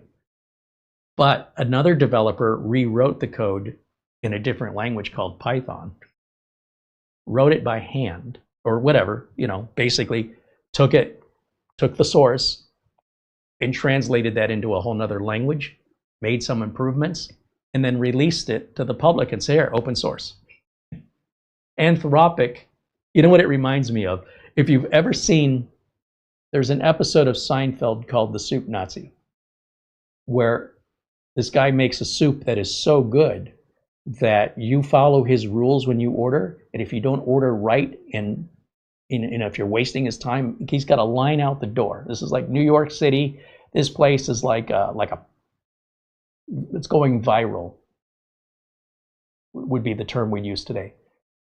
The word has gotten out, this guy has the best soup and you better get there. He runs out of every soup he's got every day. You better get there early, you're gonna wait in line. And he has rules. You better know what you want when you walk up to the counter and have your money ready, and then step aside so we can help the next person. If you look at the menu and like, what do I want? No soup for you, go out. He doesn't want your business, get out. You're blocking the whole line of dozens of people waiting behind you, whatever that is. Every day it's always the same. But his recipe was accidentally, his secret recipes were accidentally thrown in the dumpster. And somebody who was told to get out found them in the dumpster or whatever. And now they've got all the recipes. So they can make his soup.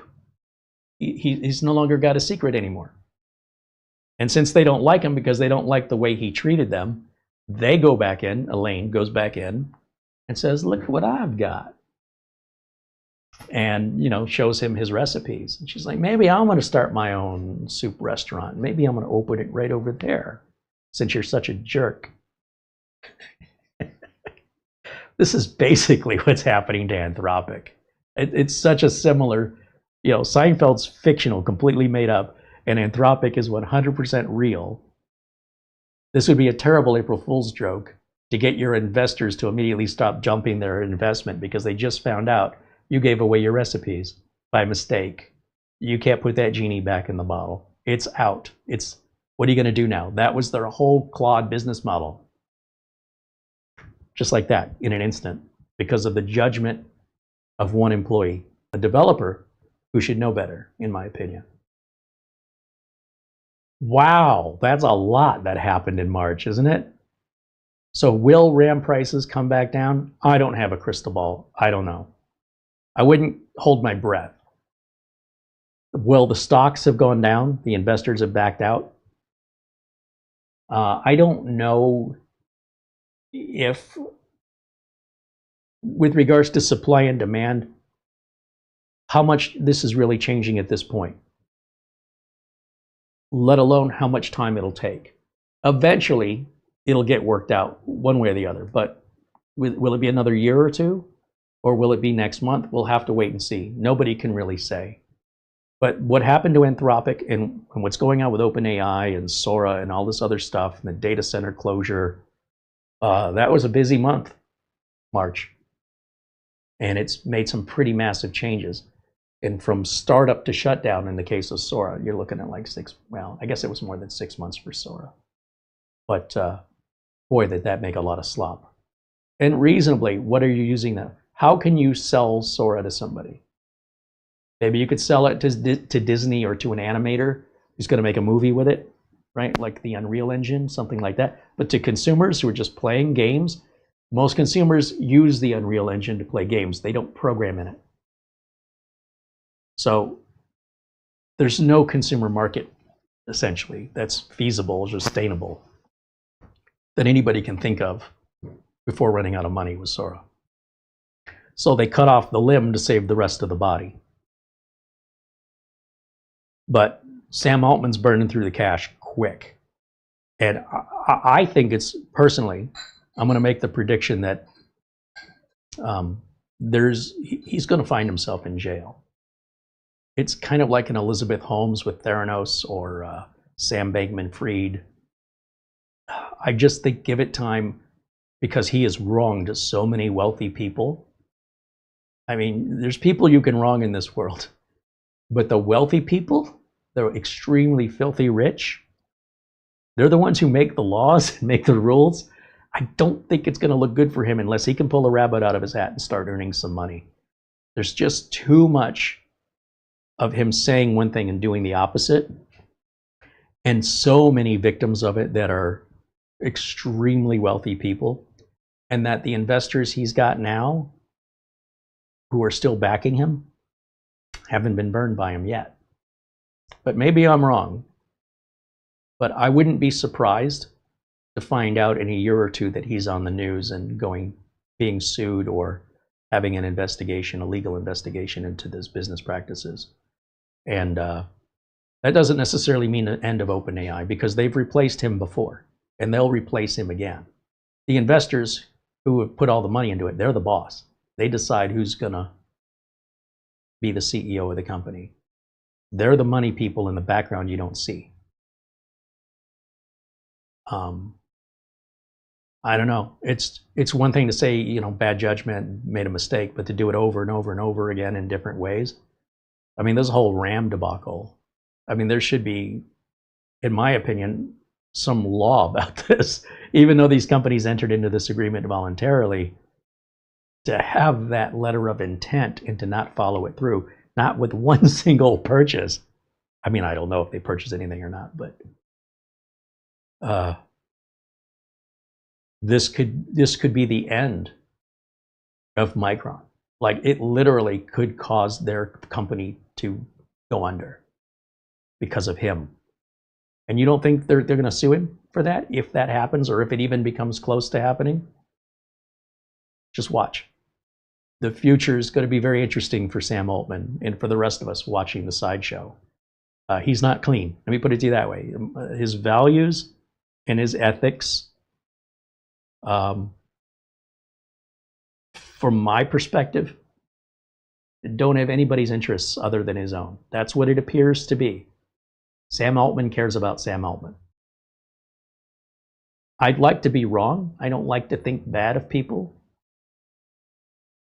But how many times does somebody have to keep doing this before you say, okay, I sort of know what to expect. That's a dog. It's going to bark. It's not going to meow because it's a dog. So when do we call it?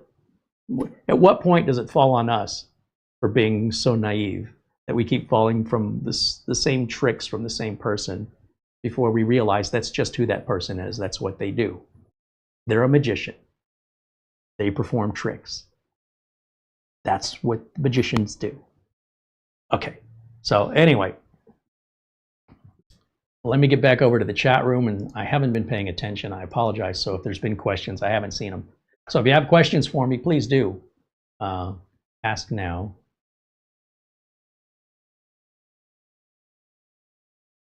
Let's see. Let's go back over to. Oh, I want to set my screen capture back to get it off the Copilot before I forget, or I'll be confused the next time I go live and I can't see the screen. Why isn't it working? Let's see, in the chat room. Phil Stodd thinks memory pricing won't change because when memory makers realize they can make more profit, why wouldn't they? Well, because people stop buying it.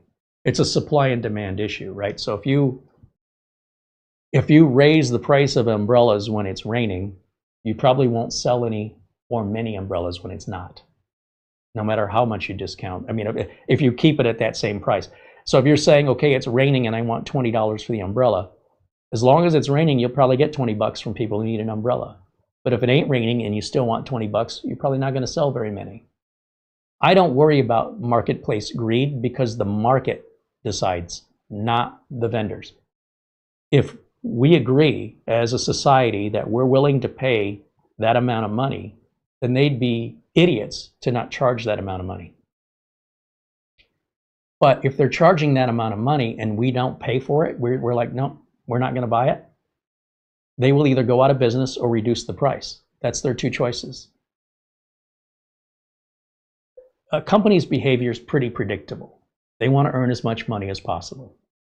The consumers, not so much. Consumers can be very fickle. They can be emotionally loyal to a brand for whatever reason, feel connected to be a part of something bigger that they have no say or control over, like people are with their local sports teams. They act like they're part of the team, or they're an investor, or their brother plays on the team or something. Like, they get really emotional. It ruins their whole day, puts them in a bad mood if their team is. It's not your team. You have no ownership to that team at all. It's only in your mind. But hey, you know, you're not breaking the law or anything. It just seems like a silly thing to become emotionally invested into something you have no say over. If you're invested in some way, financially, in the team, different story. And I'm not talking about betting on games. That's just my opinion on that. But it's all about supply and demand. And the marketplace will balance itself out to what people are going to buy. So here's what typically what ends up happening is something gets really popular. Let's take Beanie Babies. So Beanie Babies are pretty inexpensive. And then people start collecting them, and there's certain, you know, they restrict the number of certain items as exclusive limited editions. They can charge more money, and people start fighting, literally punching, throwing fists to get their hands on one at a retail store, waiting for them to unload the truck. Like, they're fanatical. And some people, you know, they have a room filled with every Beanie Baby ever made. And the news is covering this, like, look at this Beanie Baby mania, or Labubu, whatever it happens to be. But it never, ever stays that way. It's a pretty short trip. What was his name? Andy said everybody will get 15 minutes of fame. I think what that means is not that you're going to be famous for 15 minutes, but that you'll be on top for 15 minutes. It's not literally 15 minutes, but when you're on top, if you're a #1 selling musician, then your goal is, you know, this is as good as it gets. I'm going to stay here. Most musicians can't stay in the #1 position very long. There's very few Katy Perry's and Taylor Swift's, Rolling Stones, very few of these bands that can sustain hit after hit, year after year, decade after decade. What's Justin Bieber doing today? Top of the world? Not so much right now, at least not in the public eye. Financially, I'm sure he's great. Regardless. So let's say, for example, the memory makers realize, well, if people are going to pay $180 for something we used to sell for $90, they'd be idiots to not sell it for $180. But if people aren't buying it, or if their competitor says, well, if you'll sell it at $180, I'll sell it at $170. And then they'll say, well, if you'll sell it at $170, we'll sell it at $160. Or they have a little secret meeting and they collude and say, you don't raise your prices, I won't raise mine. And then in a couple of years, the government gets proof of that, and then they get fined by the FTC. They have to go to Congress and they have to pay. Now, granted, you still spent the money, you're not going to get any refund. But the government will fine them. It's happened so many times. So, well, you don't win, and neither do they, because they got to take some of their profits and give it to the government for collusion. So one way or another, these prices come down. They're going to have their 15 minutes, and they're going to milk it just like anybody else would for as long as possible. But you're going to blink your eyes, and it's done. You're only on top for a very short period of time. Everything changes. You look around the United States and you look at what companies. The United States is going to be 250 years old. How many companies have been around in the United States for 250 years? I mean, we're just now seeing a handful of companies that are breaking 100 years old. You know, and they're not owned by the same people. Most of them, they've been sold off and sold off and sold off. You know, who invented Coke, and then who bought Coke and reinvented it, and then, you know, eventually, so it's gone and on and on and on. the national biscuit company, Nabisco, was a bunch of independent bakers trying to form a national group. That's a whole nother company today, owned by another company. So this all sort of changes, although the consumer perspective may be, well, Nabisco products were around when I was a kid. It wasn't owned by the same company, likely, when you were a kid. So these companies that do end up surviving, let's say 100+ years, don't do so in most cases. Of the few cases where it happens, their ownership has been sold off to another entity, a larger entity. This will happen with AI, and so AI's got its 15 minutes of fame and RAM and storage and whatever else. You're going to look back on it, it's all going to happen quick. Just the Beanie Baby thing, what happened? All those Beanie Babies were investments that were going to be worth a lot of money. People don't care anymore. Furbies, right? There's another one. Fidget spinners. That one went and came and went so fast. It'll get you spinning. Right now, Labubu. Okay. Give it 2 years. Nobody wants them. We see this repeated over and over and over and over. And yet every time the sky is falling, the sky is falling. And every time it's just an acorn. Every single time. I think, personally, we need to go back as a society, and we need to either be taught or reminded of Aesop's tales, or fables. Aesop's fables are over 600 ancient Greek stories. I have to pull it up so I can read it to you. Likely they were stories compiled over centuries of wisdom, which features anthropomorphic animals to teach moral lessons, like Chicken Little, the tortoise and the hare, the lion and the mouse, which is, kindness is never wasted. These stories are still well known today because they remain true to human behavior. That was learned a long, long time ago, and somehow it isn't being taught today, or people have forgotten. Chicken Little exists in the form of the sky is falling, but it's just an acorn.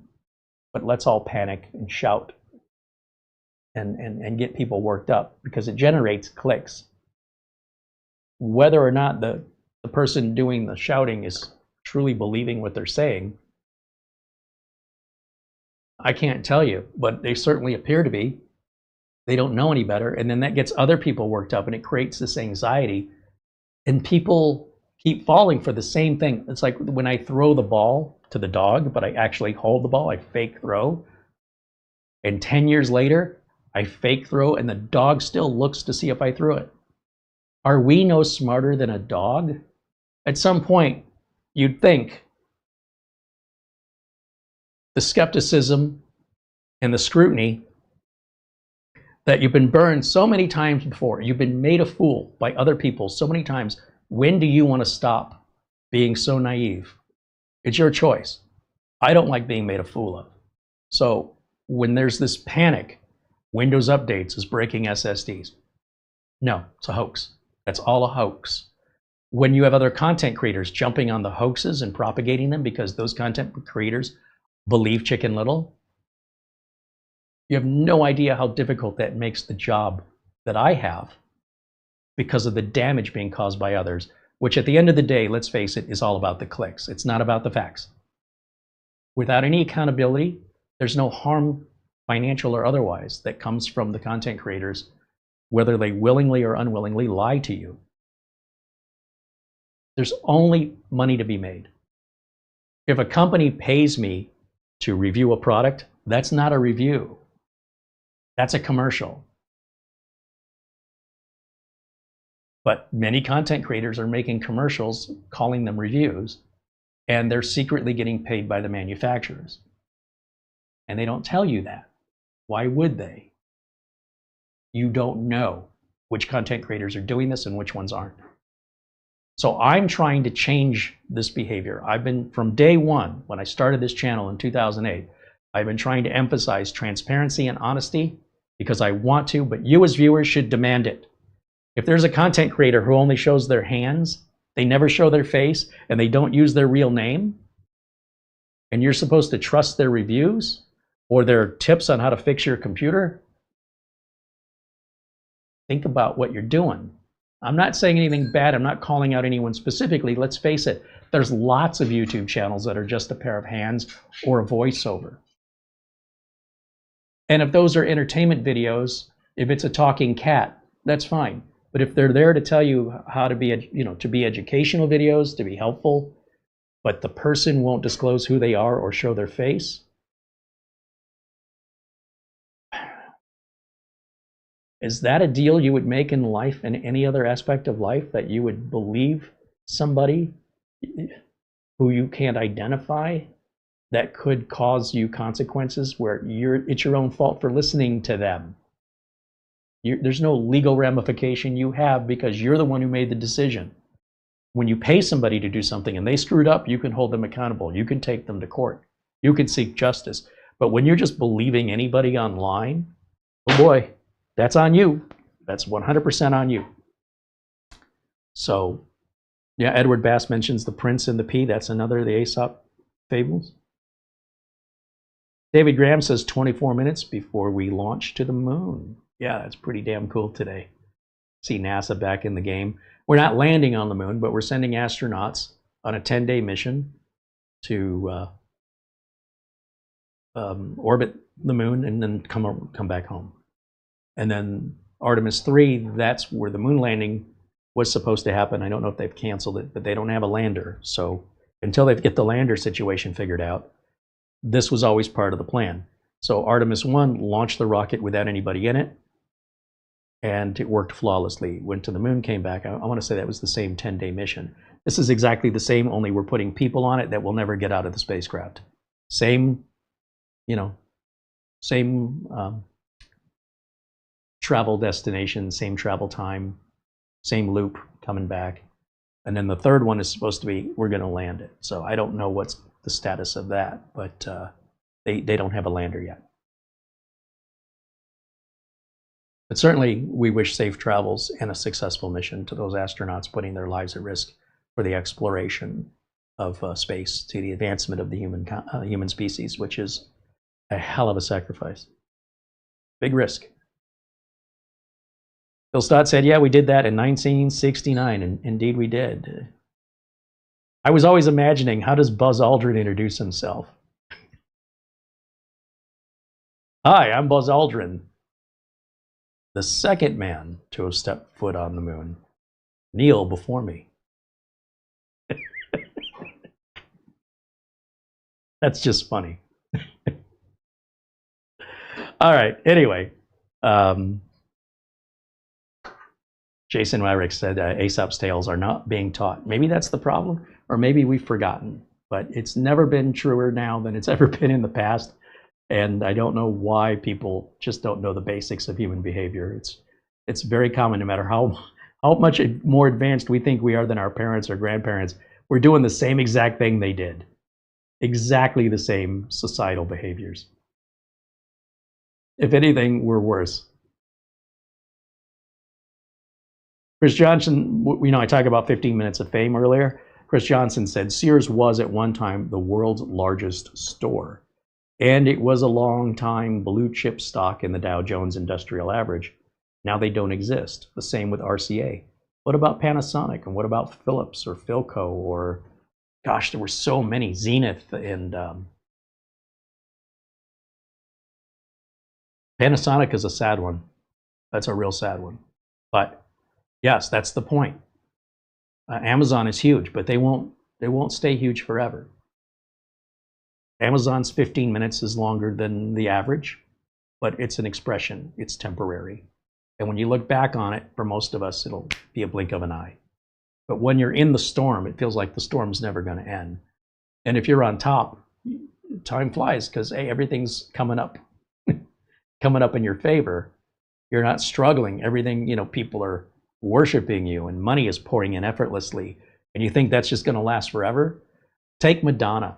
In the 1980s, I don't think there was a bigger star. Today, Not so much. Look at Blondie. Look at musicians and bands. Some of them burn out real fast, and then a very small percentage continue to make it after decades. But it's true of any business.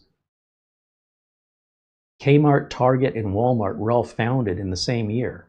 I think Walmart in Arkansas, Kmart was Michigan, Target was Minnesota. Where's Kmart today? And Walmart, look how much they've grown. Target, look how much they've grown, but look at what troubles they're having currently. And depending on where you lived in the United States, you may never have heard of a Walmart for decades. People have been shopping at Walmart for decades before you ever saw one, because you lived on the other side of the United States. They hadn't expanded there yet. So you might have seen Kmart first if you lived in Michigan.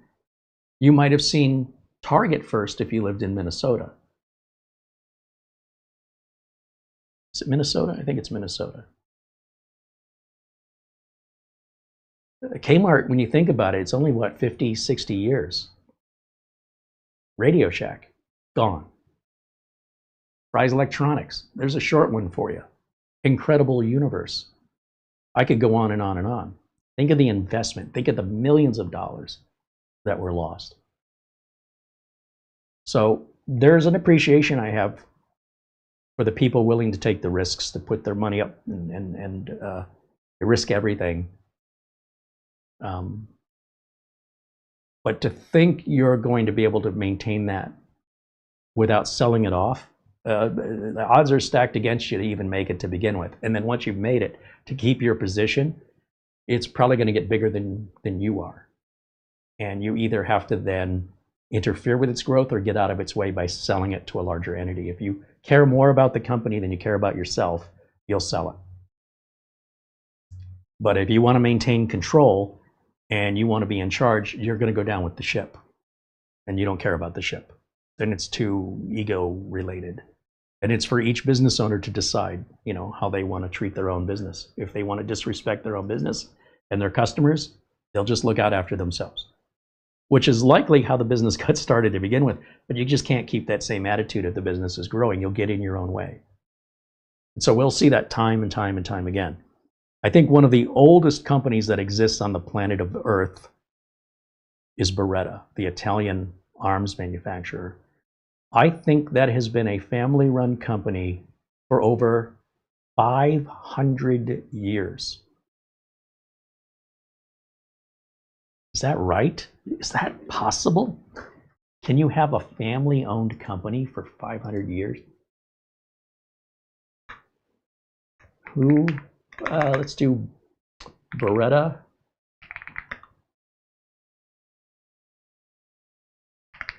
I don't know, oldest company. Beretta is considered the world's oldest actively operating firearms manufacturer and one of the oldest family-owned businesses, founded in 1526. When I said 500 years, I didn't know it was precise. I thought I was rounding. 1526 in Italy. While they have 500 years of documented continuous production, they aren't the oldest company in the world. Kongo Gumi from Japan was started in 578 AD, 1,000 years earlier. What? Wow. Beretta has been operated by 15 generations of the same family for 5 centuries. And while Beretta is remarkably old, their Kongo Gumi is a construction company in Japan, or several ancient Japanese hotels like the Nishiyama Onsen, I can't pronounce Japanese, have operated over 1,000 years according to records. Ooh. But that's not normal. Like we're really finding needles in haystacks. The odds, if you think that you could start your own company and that's going to be your future, I appreciate your ambition and your optimism, but the reality is not likely. That's like buying a winning lottery ticket. Somebody's buying it. I've never met them. Not one of them, ever. All right, let me get back over to the chat. Kresge is related to Kmart. Yes. Yeah, well, that's the K in Kmart was for the Kresge company, SS Kresge. Some great documentaries on that if you want to learn more about them.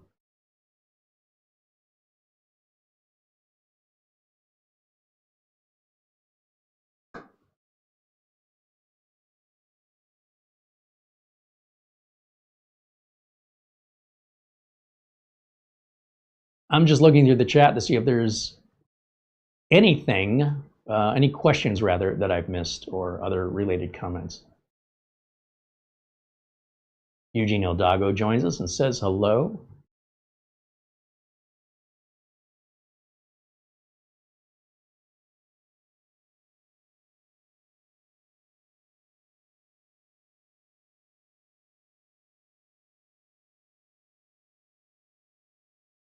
Andy said he used the last of his inexpensive RAM in his last minis form that just arrived.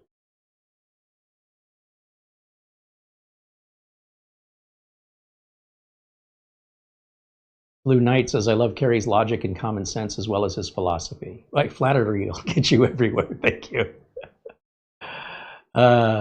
It's nice to find like-minded individuals, but it's also fun to sort of spar with people with different opinions and values without taking it personally or being offended.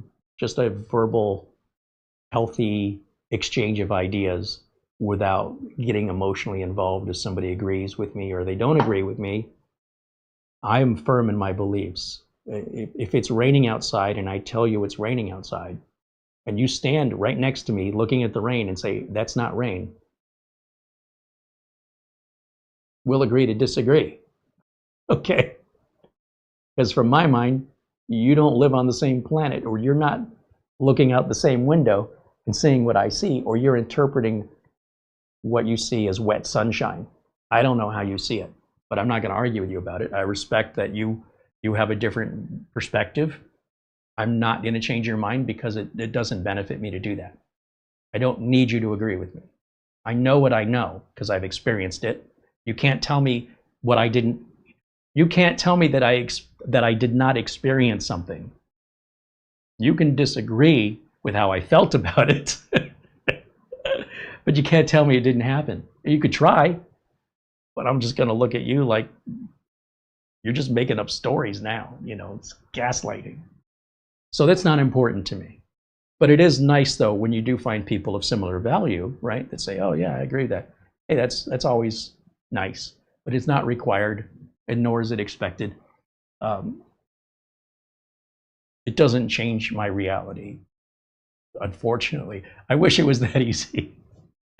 What else do we have in the chat?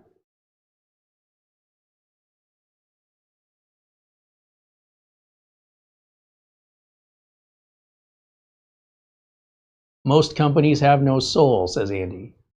I would say all companies. Like if it's a corporation, you can't. So if somebody has if it's a soul, we usually refer to a soul as a living soul. Like if a plane goes down, how many souls were on board? They will bury the ones who perished in the plane crash. There'll be 146 souls on board, whatever it is. When you have a company, a corporation, corporation's made up of many souls. So if the corporation in America is seen as a person, how do you put it in jail?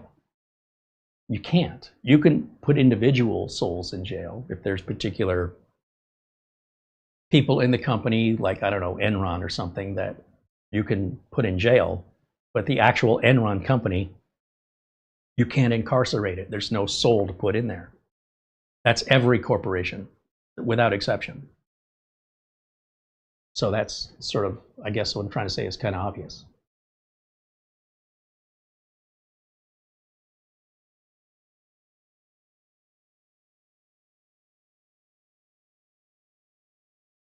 Nathan says he needs a new GPU, but prices in Canada are insane. Yeah, well, they're insane for everybody around the world, unfortunately.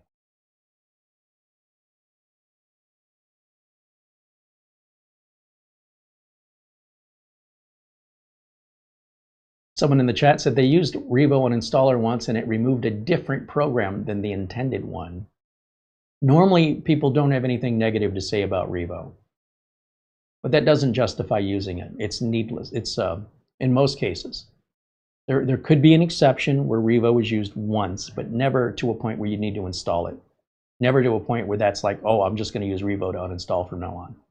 I mean, you can if you want to, but it's just silliness and redundancy that's entirely unnecessary and purely psychological.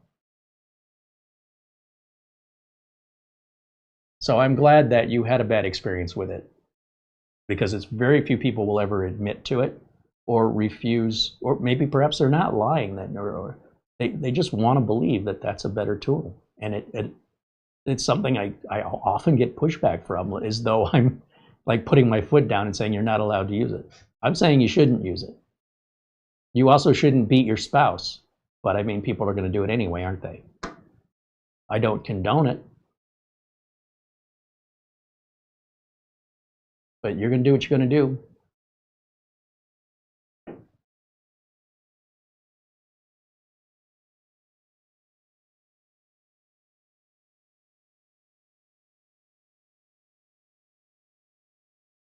I'm just continuing to scroll through the chat. Again, if you had a question or a comment,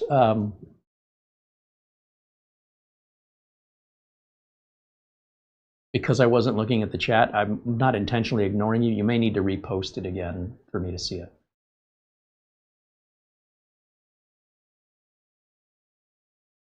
William Kaiser said, talk to people that don't use a registry cleaner and ask them if they have any issues with their PC. That's my point. In corporate America, we don't use them, and yet somehow corporate America is running just fine every day without them. How's that a thing? And productivity and making money has to happen in corporate America every single hour they're open. All right, because anytime they're not, the scale of their losses is it's huge, it's immense.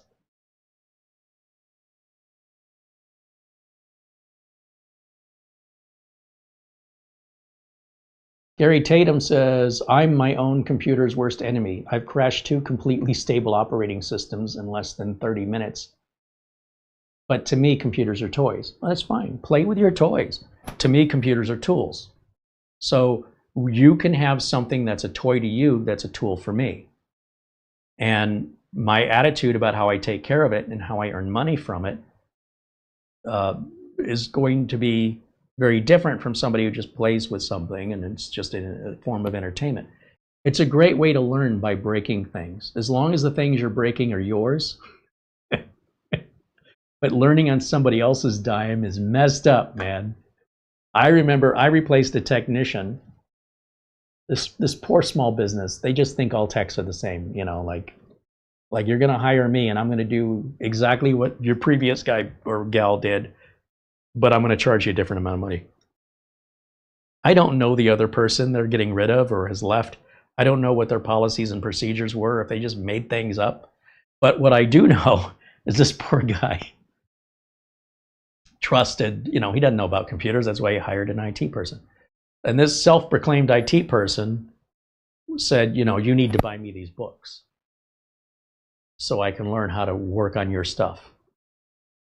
And the guy, okay. So he would pay for the books, not really knowing if those books, because he's not a technical person, are these books really have anything to do with me and my business? I mean, he says they are.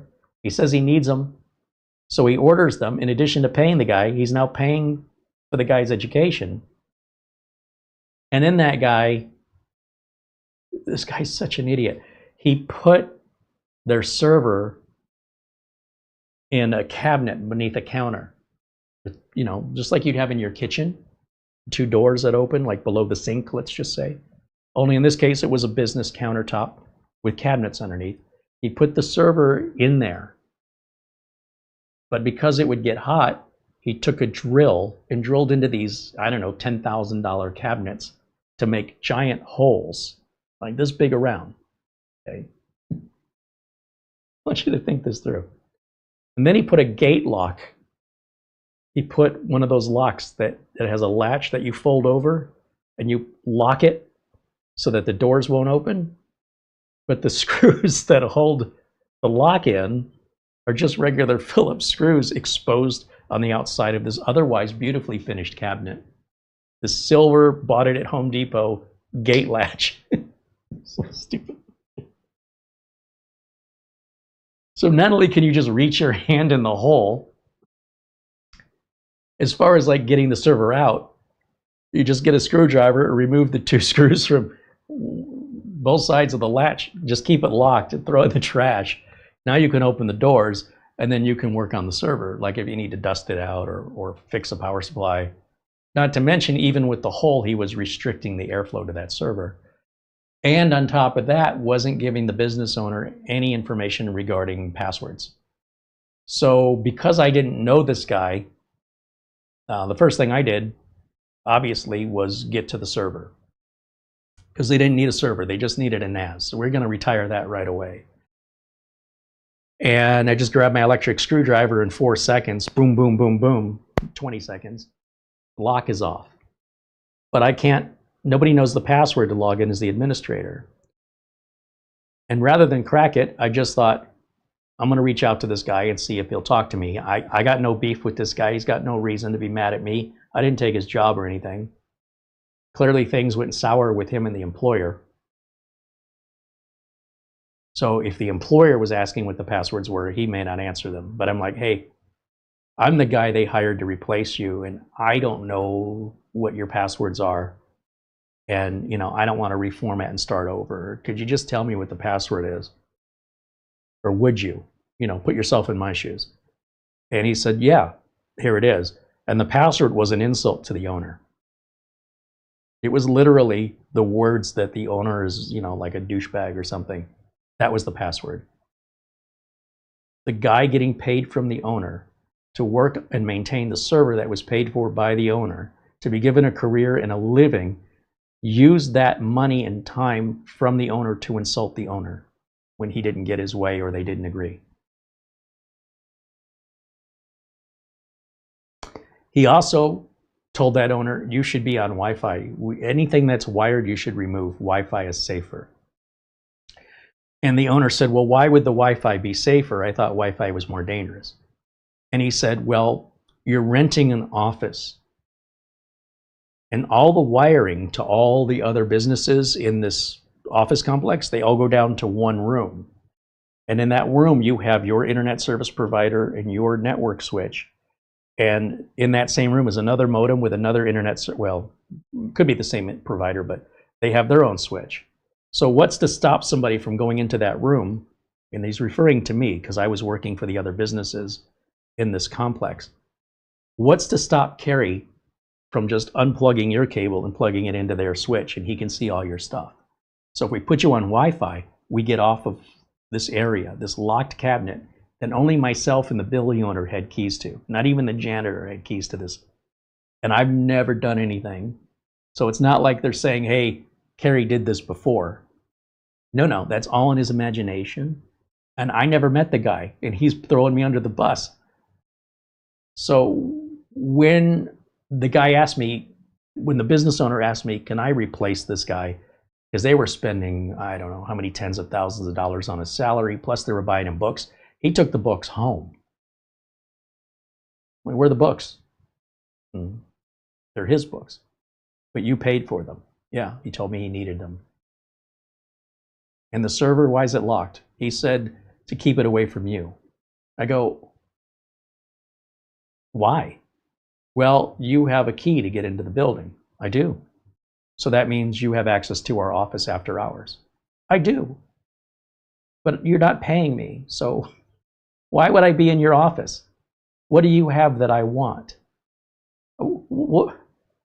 What's my motivation?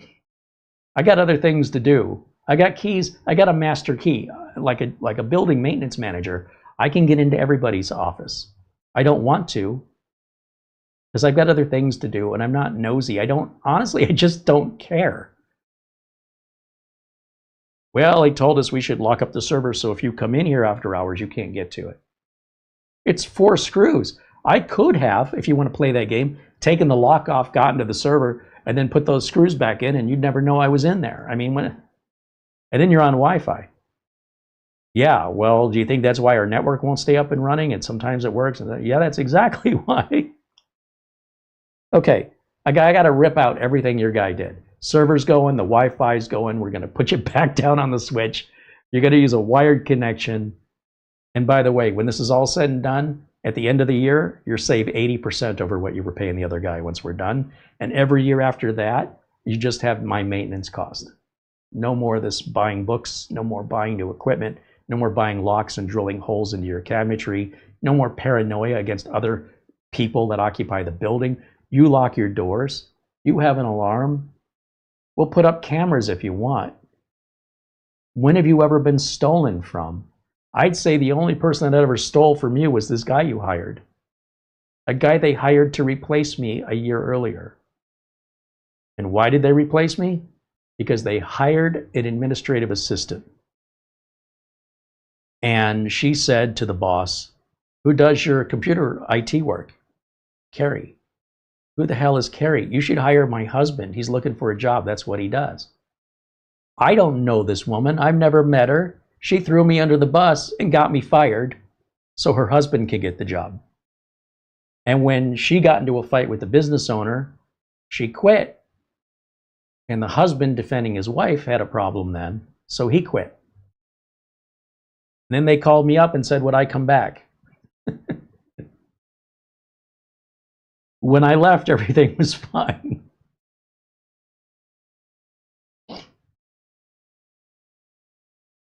You can't make stuff like this up, man. It's crazy. There's a lot of competition in the real world. And as an enthusiast, you're not really dealing with competition outside of a game. For me, this competition is my livelihood. When someone I don't even know throws me under the bus and gets me fired, I mean, I don't know if fired's a fair term, but they replaced me when I did nothing wrong, simply because of the influence that this person had to look out for the, hey, my husband can work here. They can double their income. They can carpool together. I see their benefits, but they have to step on me to do it. I'm in their way. So I'm enemy number 1. I don't even know who they are. I didn't even know they existed. You have to have a competitive nature. If this is a game that you want to play, the rewards are financial and the punishments are financial. It's not just, I lost the game. This is like losing your livelihood. And so the competitive nature can get pretty nasty. Some people love that. Oh, they love it. They love the competitive nature more than they love the game. Now, it doesn't even matter about what the financial results are. It's about beating you. And that emotional success, the fulfillment, the chemical release they get from that is addictive. And they just want to conquer you. It just so happens there'll be financial gain. And that may have been their initial motivation. But boy, it gets personal. It's like an auction. Somebody might bid on something because the bid's low. I'll pay that. And somebody outbids them and they're like, well, I would bid another 20 bucks. It's still worth it. And then suddenly it's like, this guy just outbid me. What's this guy doing? I'll show him. If he's going to pay that much, I'll raise my bid, knowing he's going to outbid me again. I'm going to make him pay twice as much. And then it gets, I'll show this guy. I'm going to outbid him, and now it's not about the savings anymore. And now the seller's the one who really wins out when this happens. Because, the auction might be sitting there pretty slow, and in the last 4 minutes, your price just tripled because at least 2 people are going at it, and they're no longer going at it for financial. Now it's personal. Sellers love that. But it never starts out that way. Usually it starts out like, I'd spend that money. Yeah, $300 computer for $40, I'll bid 40.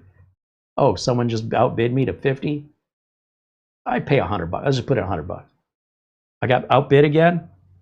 Well, look, even if I got it at half price at 150, see the justification machine, still a good deal, right? The guy outbid me again, that SOB, I'll teach him, you know, and then all of a sudden now it becomes more about proving a point than getting a deal. And I think that's what happens a lot in the competitive nature of business. And you can find yourself a victim of it where there are people working against you that you have no idea.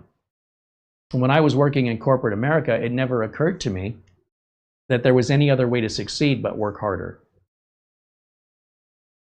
That's how naive I was. I was brought up to believe if you work harder, you can be promoted. What I was introduced to was a concept I was never taught. Make everybody around you look bad.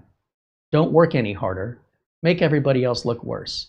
Report your employees, your coworkers. Because if you can get rid of them or you can stall them, then that leaves the lane open for you to pass them. And you're not speeding up your car. In other words, I'm changing the metaphor here, but when you're passing somebody and somebody's in front of you and you can't get past, right? So you find a way to slow them down instead of you speeding up. It's a completely opposite way of moving forward in a company that I saw mostly in government jobs. The school district that I work for, the Department of Environmental Protection that I work for, the power company that I work for, both power companies here in Arizona. I worked for each of them. And I consistently saw that behavior in government employees, where the idea was to throw your coworker under the bus so that you can be promoted. It was like high school. It was the craziest to see people that old behaving that way. Was so childish and so immature and so basic. I had no idea that was a thing. I mean, sure, you're going to meet somebody someday, but to have so many people in entire industries exhibit that behavior blew my mind. And you know, that's what it is. You've got to be competitive. You could be the nicest person, you're probably not going anywhere unless you're very manipulative in a way that's deceitful. So you appear to be nice, but what you're really doing, once they find out what you're really doing, you may not seem so nice anymore. And if you can do that, boy, you've got a good future in a company, let me tell you. Phil Stott said, yeah, you always blame the last person that got fired or quit. They can't defend themselves. That was a slogan. Anytime somebody left for whatever reason, we'd say, well, you know, something happened or something wasn't put back. They did it. It was kind of a joke, but it was kind of a half-truth. Yeah.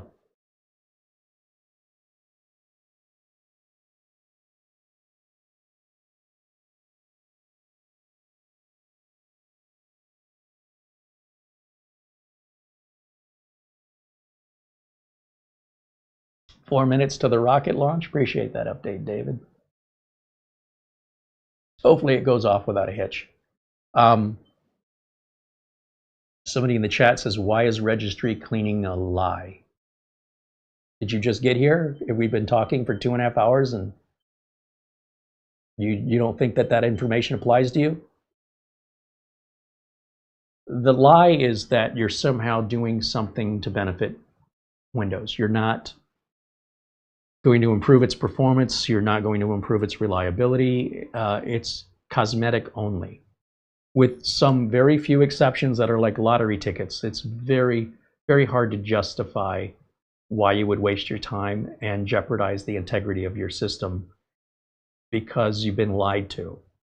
If they were honest, they would just tell you it's not necessary. It doesn't really make any measurable performance and reliability, security, or performance, but it might make you feel good. That's all it'll do. 99,000 times out of 99,001 tries. All it's going to do is psychological. It's a placebo. And my argument to anybody who chooses not to believe me is prove me wrong. You do the work. Do not show me somebody else's work. Don't show me somebody else's article. I want to see you prove to me that I am wrong. Make a video, take some photos, before and after benchmarks, send me the photos, show me the results. Let me be able to reproduce what you're showing me, and I will stand corrected. But if you just want to believe something and you want to argue for your beliefs, I will not argue with you. You can believe in Bigfoot and aliens and Sasquatch and Chupacabra for all I care. The Tooth Fairy and Santa Claus and the Easter Bunny. If you want to behave like a 6-year-old, you know what? That's my choice to see it that way. You might find that insulting that I'm telling you, if you're believing in this stuff, that's like a 6-year-old. That's exactly the behavior expected from a 6-year-old. It's not an insult, it's a fact. By a certain age, you would think somebody would have moved past that. I would think. And if you're still holding on to these childlike idealisms, good for you. But that doesn't deny that they're childlike. And I see that as a negative way. You might say, I embrace my childhood every day. I want to be a child forever. Peter Pan. You're not doing anything wrong. I just don't find that an admirable quality. That's me. That's my right. You have a right to disagree with it. You have a right to tell me I'm wrong.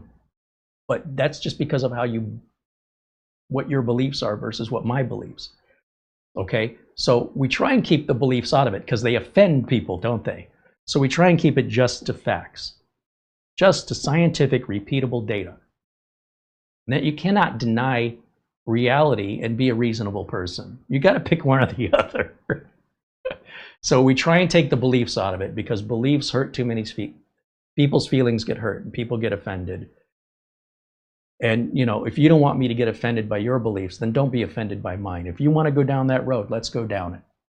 But if that road only works for you and it doesn't work for me, let's go separate way. You go down your road, I'll go down mine. Let's respect that. Because I'm not here to change your mind. There's nothing in it for me. Whether you agree or disagree, I'm paid the same. I'm just here to be honest. Some people don't want to hear the truth. It offends their beliefs.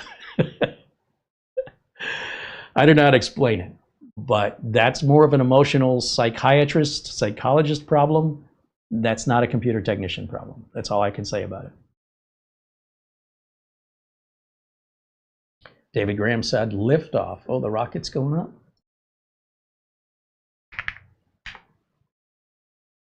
See if I can pull that up. Oh, yeah. It's been 3.5 minutes since it launched. Still ascending. Good. All right.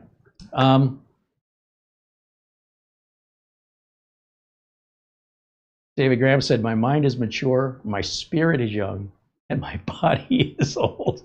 Amen, brother. I hear you. All right. What else?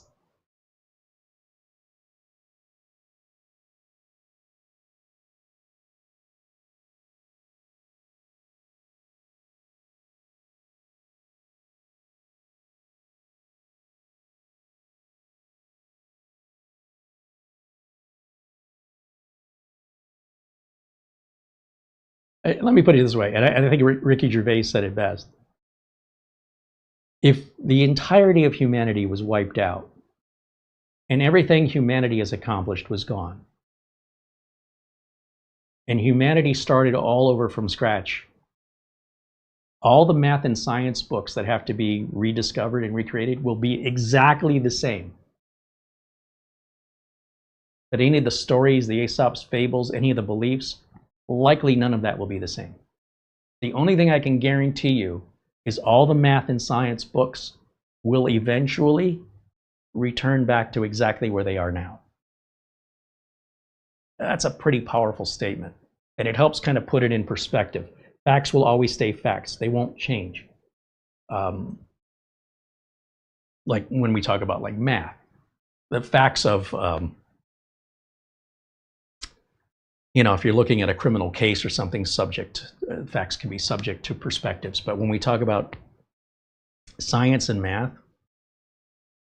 tech, probably even engineering, it's always going to be there. It's always the same.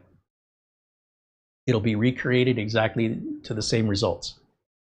And then likely even beyond that. But 2 + 2 is still always going to equal 4.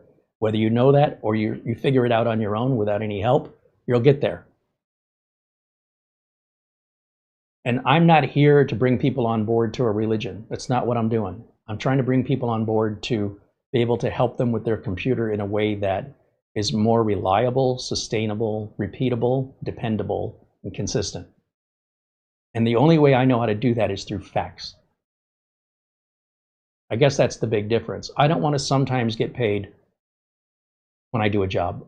I want to always get paid. I don't want to sometimes have a happy customer. I want to always have a happy customer. And how do you achieve this in business? Is by being factual, accurate, consistent, reliable. The amount of time it takes you, the processes you use the same process for everybody. Do everything the same, and all of a sudden you can start predicting what the results are much more accurately than do it one way for one person, do it some way different way for somebody else, and then there could be unintended consequences for later support. How you appear to the customer is whether or not you seem like you know what you're doing. Because even if you have to go back and fix a problem a second time for free that's costing you money, that you can't bill that customer, they're still probably upset about the inconvenience you had to come back. So you lose confidence from your customer. So if you find a way that works, you keep doing it the same way. Go to McDonald's. Go to any McDonald's in the country. It's always the same. It's not like, is this a good McDonald's or a bad one? Does this McDonald's have an item on the menu that other McDonald's don't have? Maybe if it's in another country. But other than that, they're all, as far as I know, they're all the same. Sometimes people want that dependability. Sometimes people want exactly what they're expecting. Sometimes, especially when we talk about food, somebody wants something different and creative and not so cookie cutter and unique. And maybe if you go to the same restaurant and order the same dish, it's never quite the same twice. Some people like that, but they're expecting it. And when you go to McDonald's, you're expecting something. And if you want a happy customer, the secret of the successful business is first you set the customer's expectations. You, the business owner, you set the customer's expectations, and then you meet or exceed those expectations that you set. If you fail to live up to what you told your customer, that's not your customer's fault. Your customer is going to be upset, and they have a right to be upset because you didn't do what you said you were going to do, or you led them to believe.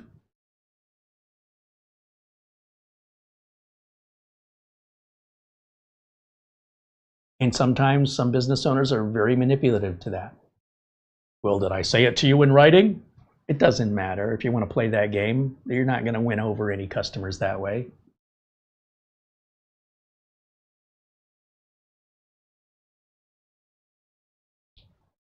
There's sometimes wordplay that occurs, especially in salesmen, where they're technically telling you the truth and you interpreted it wrong. Hey, Carey, how many viewers do you have? Oh, between 1 and 100,000. You have that many viewers? Yeah. Yeah. Between 1 and 100,000. That's what I said. Wait, so there's 10. Yeah, that's between 1 and 100,000, isn't it? I didn't lie. These are the kind of games salesmen play. Be aware of it. Sometimes the phrasing puts them like they're superior because they manipulated you intentionally, knowingly, and willfully. That doesn't sound like anybody I want to do business with, me personally. I don't do that to people.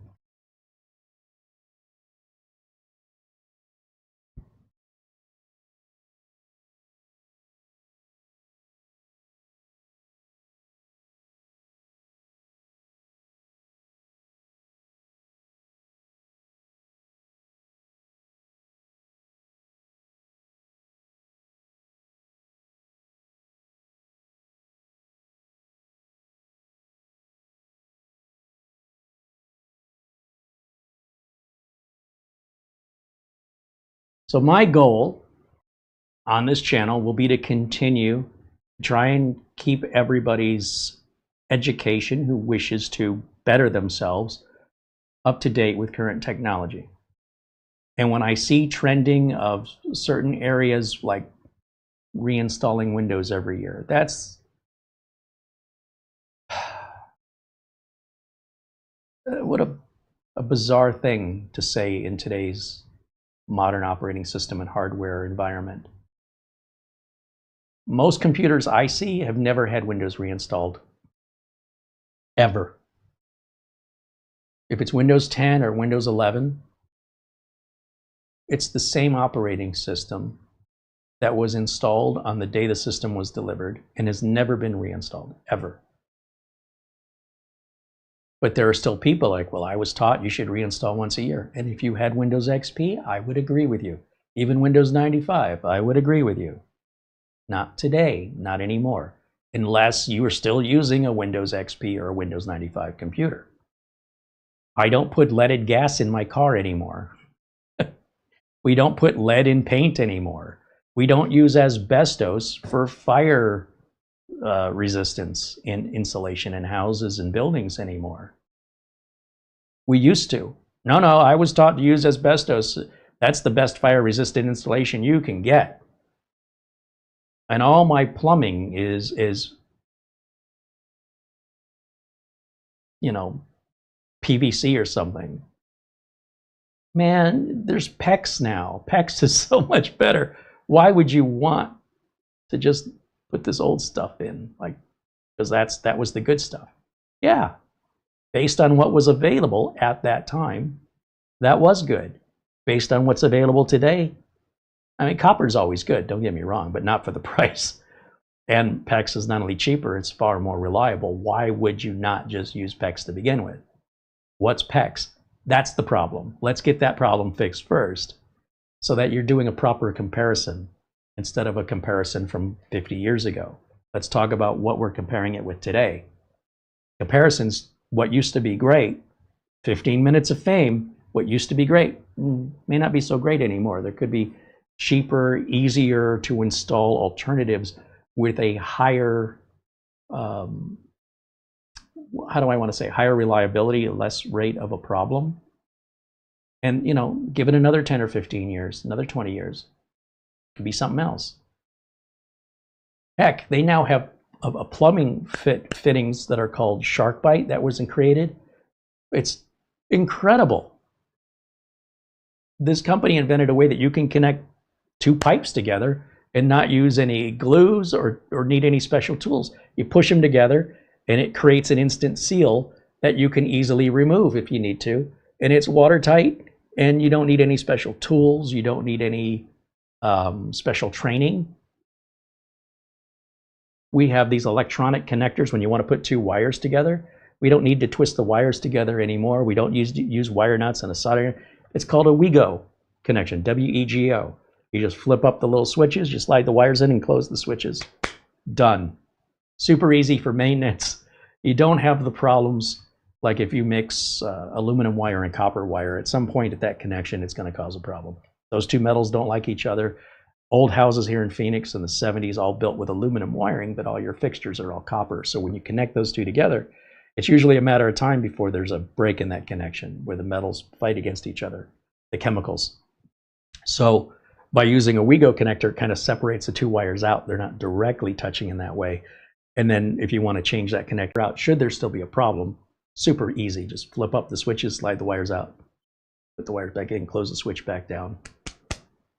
No tools. You don't have to use them, but boy, if you do, so much easier. Making Ethernet cables, we used to do that all by hand. And even if you do it by hand now, they've got tools and crimping and things that just make it dead simple. But now you can just buy the cables pre-made, way better than you can ever make one by hand. And it's often cheaper. So why are you still making cables? I understand if you're running cables and you have to terminate the ends at the wall, but the patch cables? Who's making patch cables? You just like doing it the most timely way that's the most unreliable, the most expensive, when you can have a thinner cable made in a factory that's built to higher endurance ratings and doesn't require as thorough of testing if you do it yourself. Network cables can be a little tricky where it works, but it doesn't work up to what it should. It doesn't perform because you've left too much cable exposed, you know, as much as 3/4 of an inch of exposed cable, you start losing your frequency. As a result, you could just not know. You buy a cable made in a factory that's molded at both ends, aside from, you know, destroying the cable by constantly running over it with your chair, stepping on it, something that would physically damage the cable, that cable's gonna outlast everything else, you know, if it's just plugged in and left alone. And if it's a cable you move around a lot, because it's a patch cable, let's say, a cable you build yourself is usually many times solid core wire. It's not very flexible.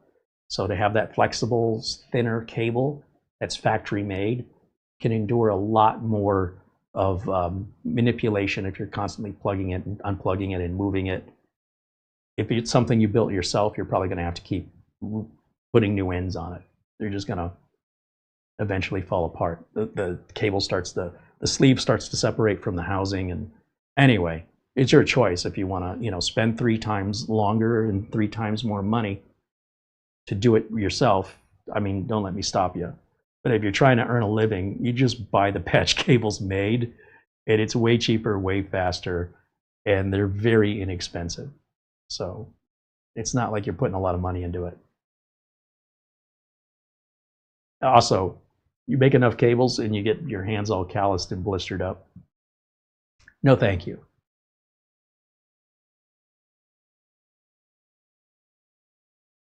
William Kaiser said you're technically reinstalling Windows on a version update like 24H2 to 25H2. Oh, that's not true. That used to be true. You used to be right. 25H2 is an enablement package. I'll let you Google that.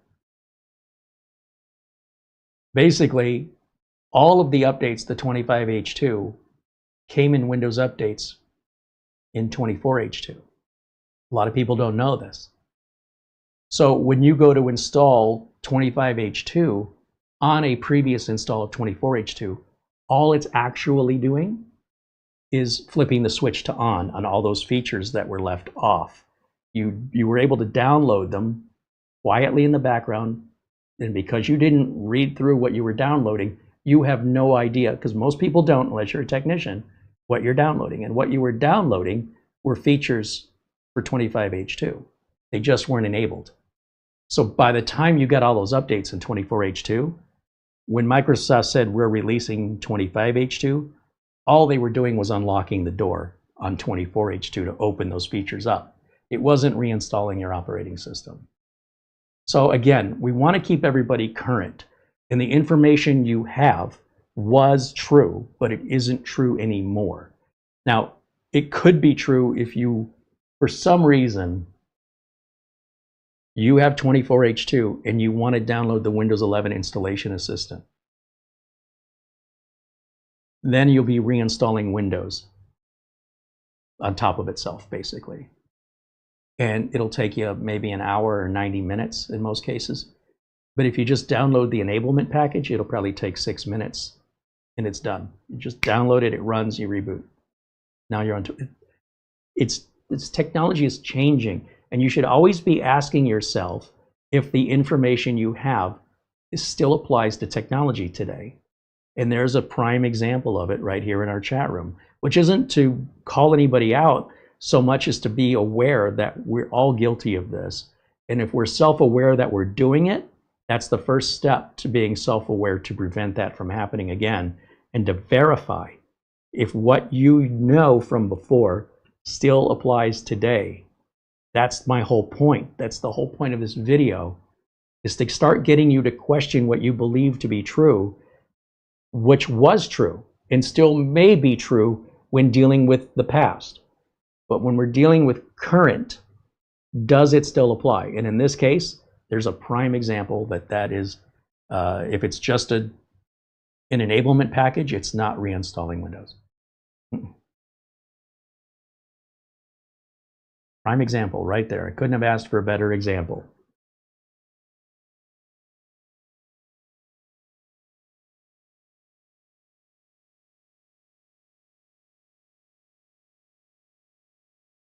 Bill Stott said, we ran into a networking problem recently at work and involved a loss of communication between two networks using a gateway to talk to each other. It turned out the CAN communication was being interrupted by a power drop from LED lights that were installed. I don't know what CAN communication is. That 2 cans with a string? Can you hear me? That technology's changed now, by the way.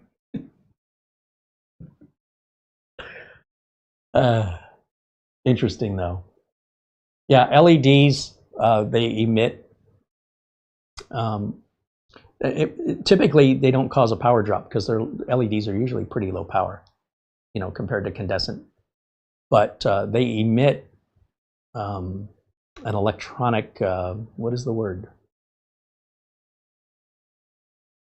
It can emit interference to other communications, especially if the communications wires are not shielded, and if they're too close, too nearby. Like if you're running networking cable in your house and you're like, oh, I'll just follow the power cable. Why re-drill another hole? I'll just go the same route as the power cable down that. We'll run it from the attic down the wall and put it right next to the power outlet. And then your question is, how come my network won't connect any faster than 100 megabytes per second or 100 megabits per second? I've got gigabit, I've got Cat6 cable, I've got Cat6 Keystone jacks, I got Cat6 network card, I got the latest drivers, I've got a gigabit switch or router, and all the other computers connect to gigabit. But if I plug a computer into this jack with the same cable, everything's the same, it will never go higher than 100 megabit. Explain that, Mr. Computer Guy. And I'm like, okay, I will. It's not magic. You ran the wire alongside an electric wire that's got this aura you can't see. We're going to call it an aura. It's got a magnetic field around it. And then you ran a non-shielded data cable next to it, a low-power cable. What did you think was going to happen? So you either can go buy some shielded cable and run that same cable the same route, or find another route. You can jump over the electrical cable. So if you've got an electrical cable going this way and you want to jump over, you know, you want to lay your network cable on top of it and go across it, you can. You shouldn't, but you can. If you have fluorescent lighting, ooh, you better stay away from it as far as you can get. So if I had fluorescent lights in an office, which is where it's most commonly found, let's just use that as an example, you want to run their electrical cable parallel. You don't want to cross over those lights. You don't want to get anywhere near those lights. In some cases, you'll have to be between 2 sets of lights. You're fine. Try and stay equally far away. Or use shielded cable.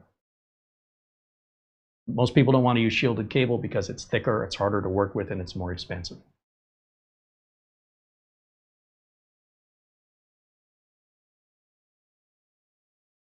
Oh, Phil's story wasn't done yet. So a CAN is a controller area network. Yeah, that's clear as mud. You still don't know what that means. He says a simple relay fixed the problem. The engineers at our parent company had us replace $5,000 of controllers and wiring harnesses.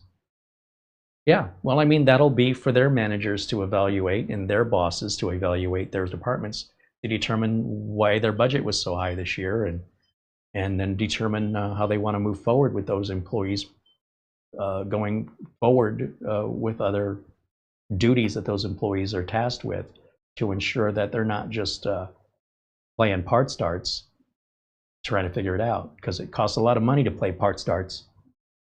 They'll just load all these parts in a cannon, the parts cannon, and then launch the parts, and we'll replace everything until we figure it out. I hope you don't have a doctor like that. Jeez, oh man. All right, I think that's going to wrap it up for today.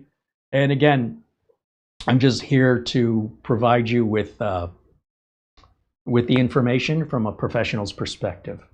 What you choose to do with it, whether it's of any value to you, is your choice.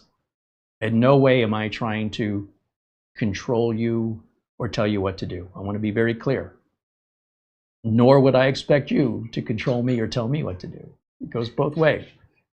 So I hope you found this information helpful, and I hope you're skeptical and do your own testing. If you are thinking that what I'm telling you isn't right, I encourage you to do the testing yourself.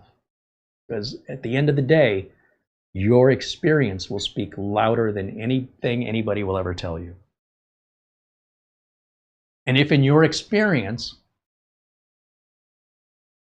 you have a different result, I would love to know more about that, because I don't think it's possible. But I encourage you to prove me wrong.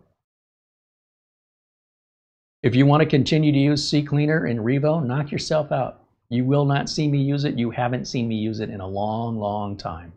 There may be, again, there may be an occasion where I might need Revo very, very rarely. I don't install a program to uninstall a program. That's the dumbest logic ever. I'll get a portable version of Revo, run it to remove that one thing. Anything else I'm removing, I don't use Revo. That is a last-ditch desperation that just says, I don't know what I'm doing. As far as I can tell, anybody who defaults to Revo says, I don't know what I'm doing. So I'll just let Revo do it. That's the way I see it. To me, it may be a matter of time, right? I might say, well, look, I can figure out why this isn't uninstalling, but I'll just download Revo because it's faster. The customer's paying me by the hour. Let me get it done. But again, just that one application, just that one time, just under that one circumstance. And it's so rare, I can't even tell you the last time that it was ever needed. It's probably been 2 years. And then even in the last 6 years, I maybe have used it twice. So I'm not saying never ever, it's not a world of absolutes, but I am saying it's so rare for most people, you shouldn't really ever need it. And if you do, once you've used it that one time, you shouldn't need it again. If you do, I think the problem is with you.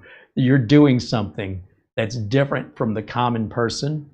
And if we can fix that, then we can fix this loyalty and fascination with Revo, if you want to. But that's all right. You're still allowed either way. Thank you to Mara, of course, for all the work she does in the background, setting up our thumbnails, our video descriptions. Thanks to our friends at VIP-URCDKEys for continuing to offer you that discounted price on legitimate legal Office and Windows products that they support for 6 months. And like I said, it's not a commission-based link. So if you use it or you don't, I'm just telling you. What if I didn't tell you? What's the alternative? I buy licenses for my clients, but I won't tell you who I buy them from or how much I pay. So I'm a bad guy either way from certain people's perspectives that watch this channel. What are you going to do? I'm just telling you. It's a Windows-based channel, so people wanting Windows is a very common question. Where can I buy it? And I don't want to advise somebody to go buy it somewhere where if they get burned, I'm the bad guy for referring it, right? And I wouldn't do that to a customer. So I'm just telling you the same as I tell a customer, you know, this is what I use, this is what I stand behind, this is what I put my reputation on, and you know, my business rests on this being accurate, or I better make a change before my business goes away. You understand? So either people think I'm sold out and I'm a bad guy, or people think I'm keeping secrets because I don't want them to compete with me in the market. So if I tell them where I'm getting all my stuff from, then what stops you from going and getting it and competing against me? So there's a real reason, a real valid reason why there are 11 secret herbs and spices in KFC, or nobody really knows the recipe to Coca-Cola. Well, it's not public knowledge. There's a lot of speculation and guesses, but nobody can really confirm it. There's only, I think, 2 people who know that at any given time. So, or am I confusing? They're both probably the same, KFC. It's sort of like Anthropic letting the imagine if the recipe for the 11 secret herbs and secret 11 herbs and spices of KFC got out. That's what happened to Anthropic yesterday with Claude. Now what? Now everybody can make your chicken. It's the soup Nazi. Now everybody can make your soup. Same thing. So there's a lot riding on it for me. I don't know how much people really appreciate by putting that referral out there. I'm putting myself on the line. And what do I get? Your appreciation? or criticisms. It's great. That's all right. I can sleep well at night. I just know there's some people out there that, you know, opportunity knocks and they just complain about the noise. All right, that's going to wrap it up. Well, Phil was continuing on here. William Kaiser's explaining the interference caused by running, say, an electrical cable next to a low-power data cable. I have no doubt that what he's saying is true, but that's beyond. I mean, that's stuff I learned back in the 80s. I don't remember. I just know keep them apart, keep them separated.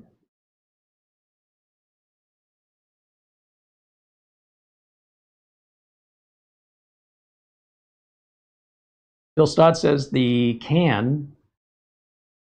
controller area network is used by every automobile. Oh, now I know what you're talking about.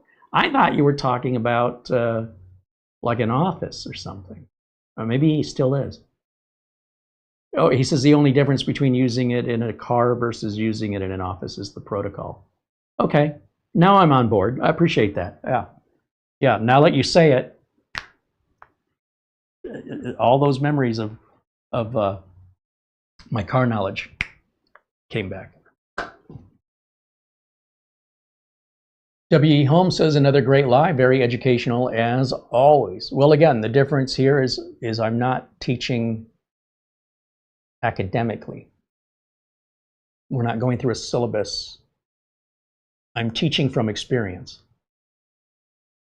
It's almost storytelling, but with an educational foundation behind the story. It's not there for entertainment, but hopefully it has some entertaining qualities to keep you interested. At the end of the day, we've got the books, and we have the people who do the thing that the books write about. What was the expression? Those who can't do, teach? I don't know that I agree with it, but nonetheless, it's the idea that somebody had to write the book. Usually that comes from experience. So if you're reading a book on some medical science, it probably comes from a place of experience that the author has to write about it. Probably. But if you're a surgeon doing the work, I mean, at the end of the day, regardless of whatever the surgeon knows scholastically or academically, how does that relate to reality and practice where they're the one, when you're the one being operated on? Not all surgeons do everything the same way. And you've got to put a lot of trust in that surgeon that they have enough experience where they've done this a number of times before successfully, that you are willing to hand over that level of trust to a complete stranger and then give them a ton of money for it. Or you can just go to a person that's never done the operation before, but, you know, did really well in school, aced all the tests, but they've never actually done it. Now, I don't know about you, but I'll take the person who's done it successfully over and over and over again with zero education academically versus the one who has the academic and knows the theory of it, but has never actually done it. Me personally, I'm going to take the person who's done it, not the person who believes they know how it's done. So ideally, you'll have both. You'll have the education and the experience.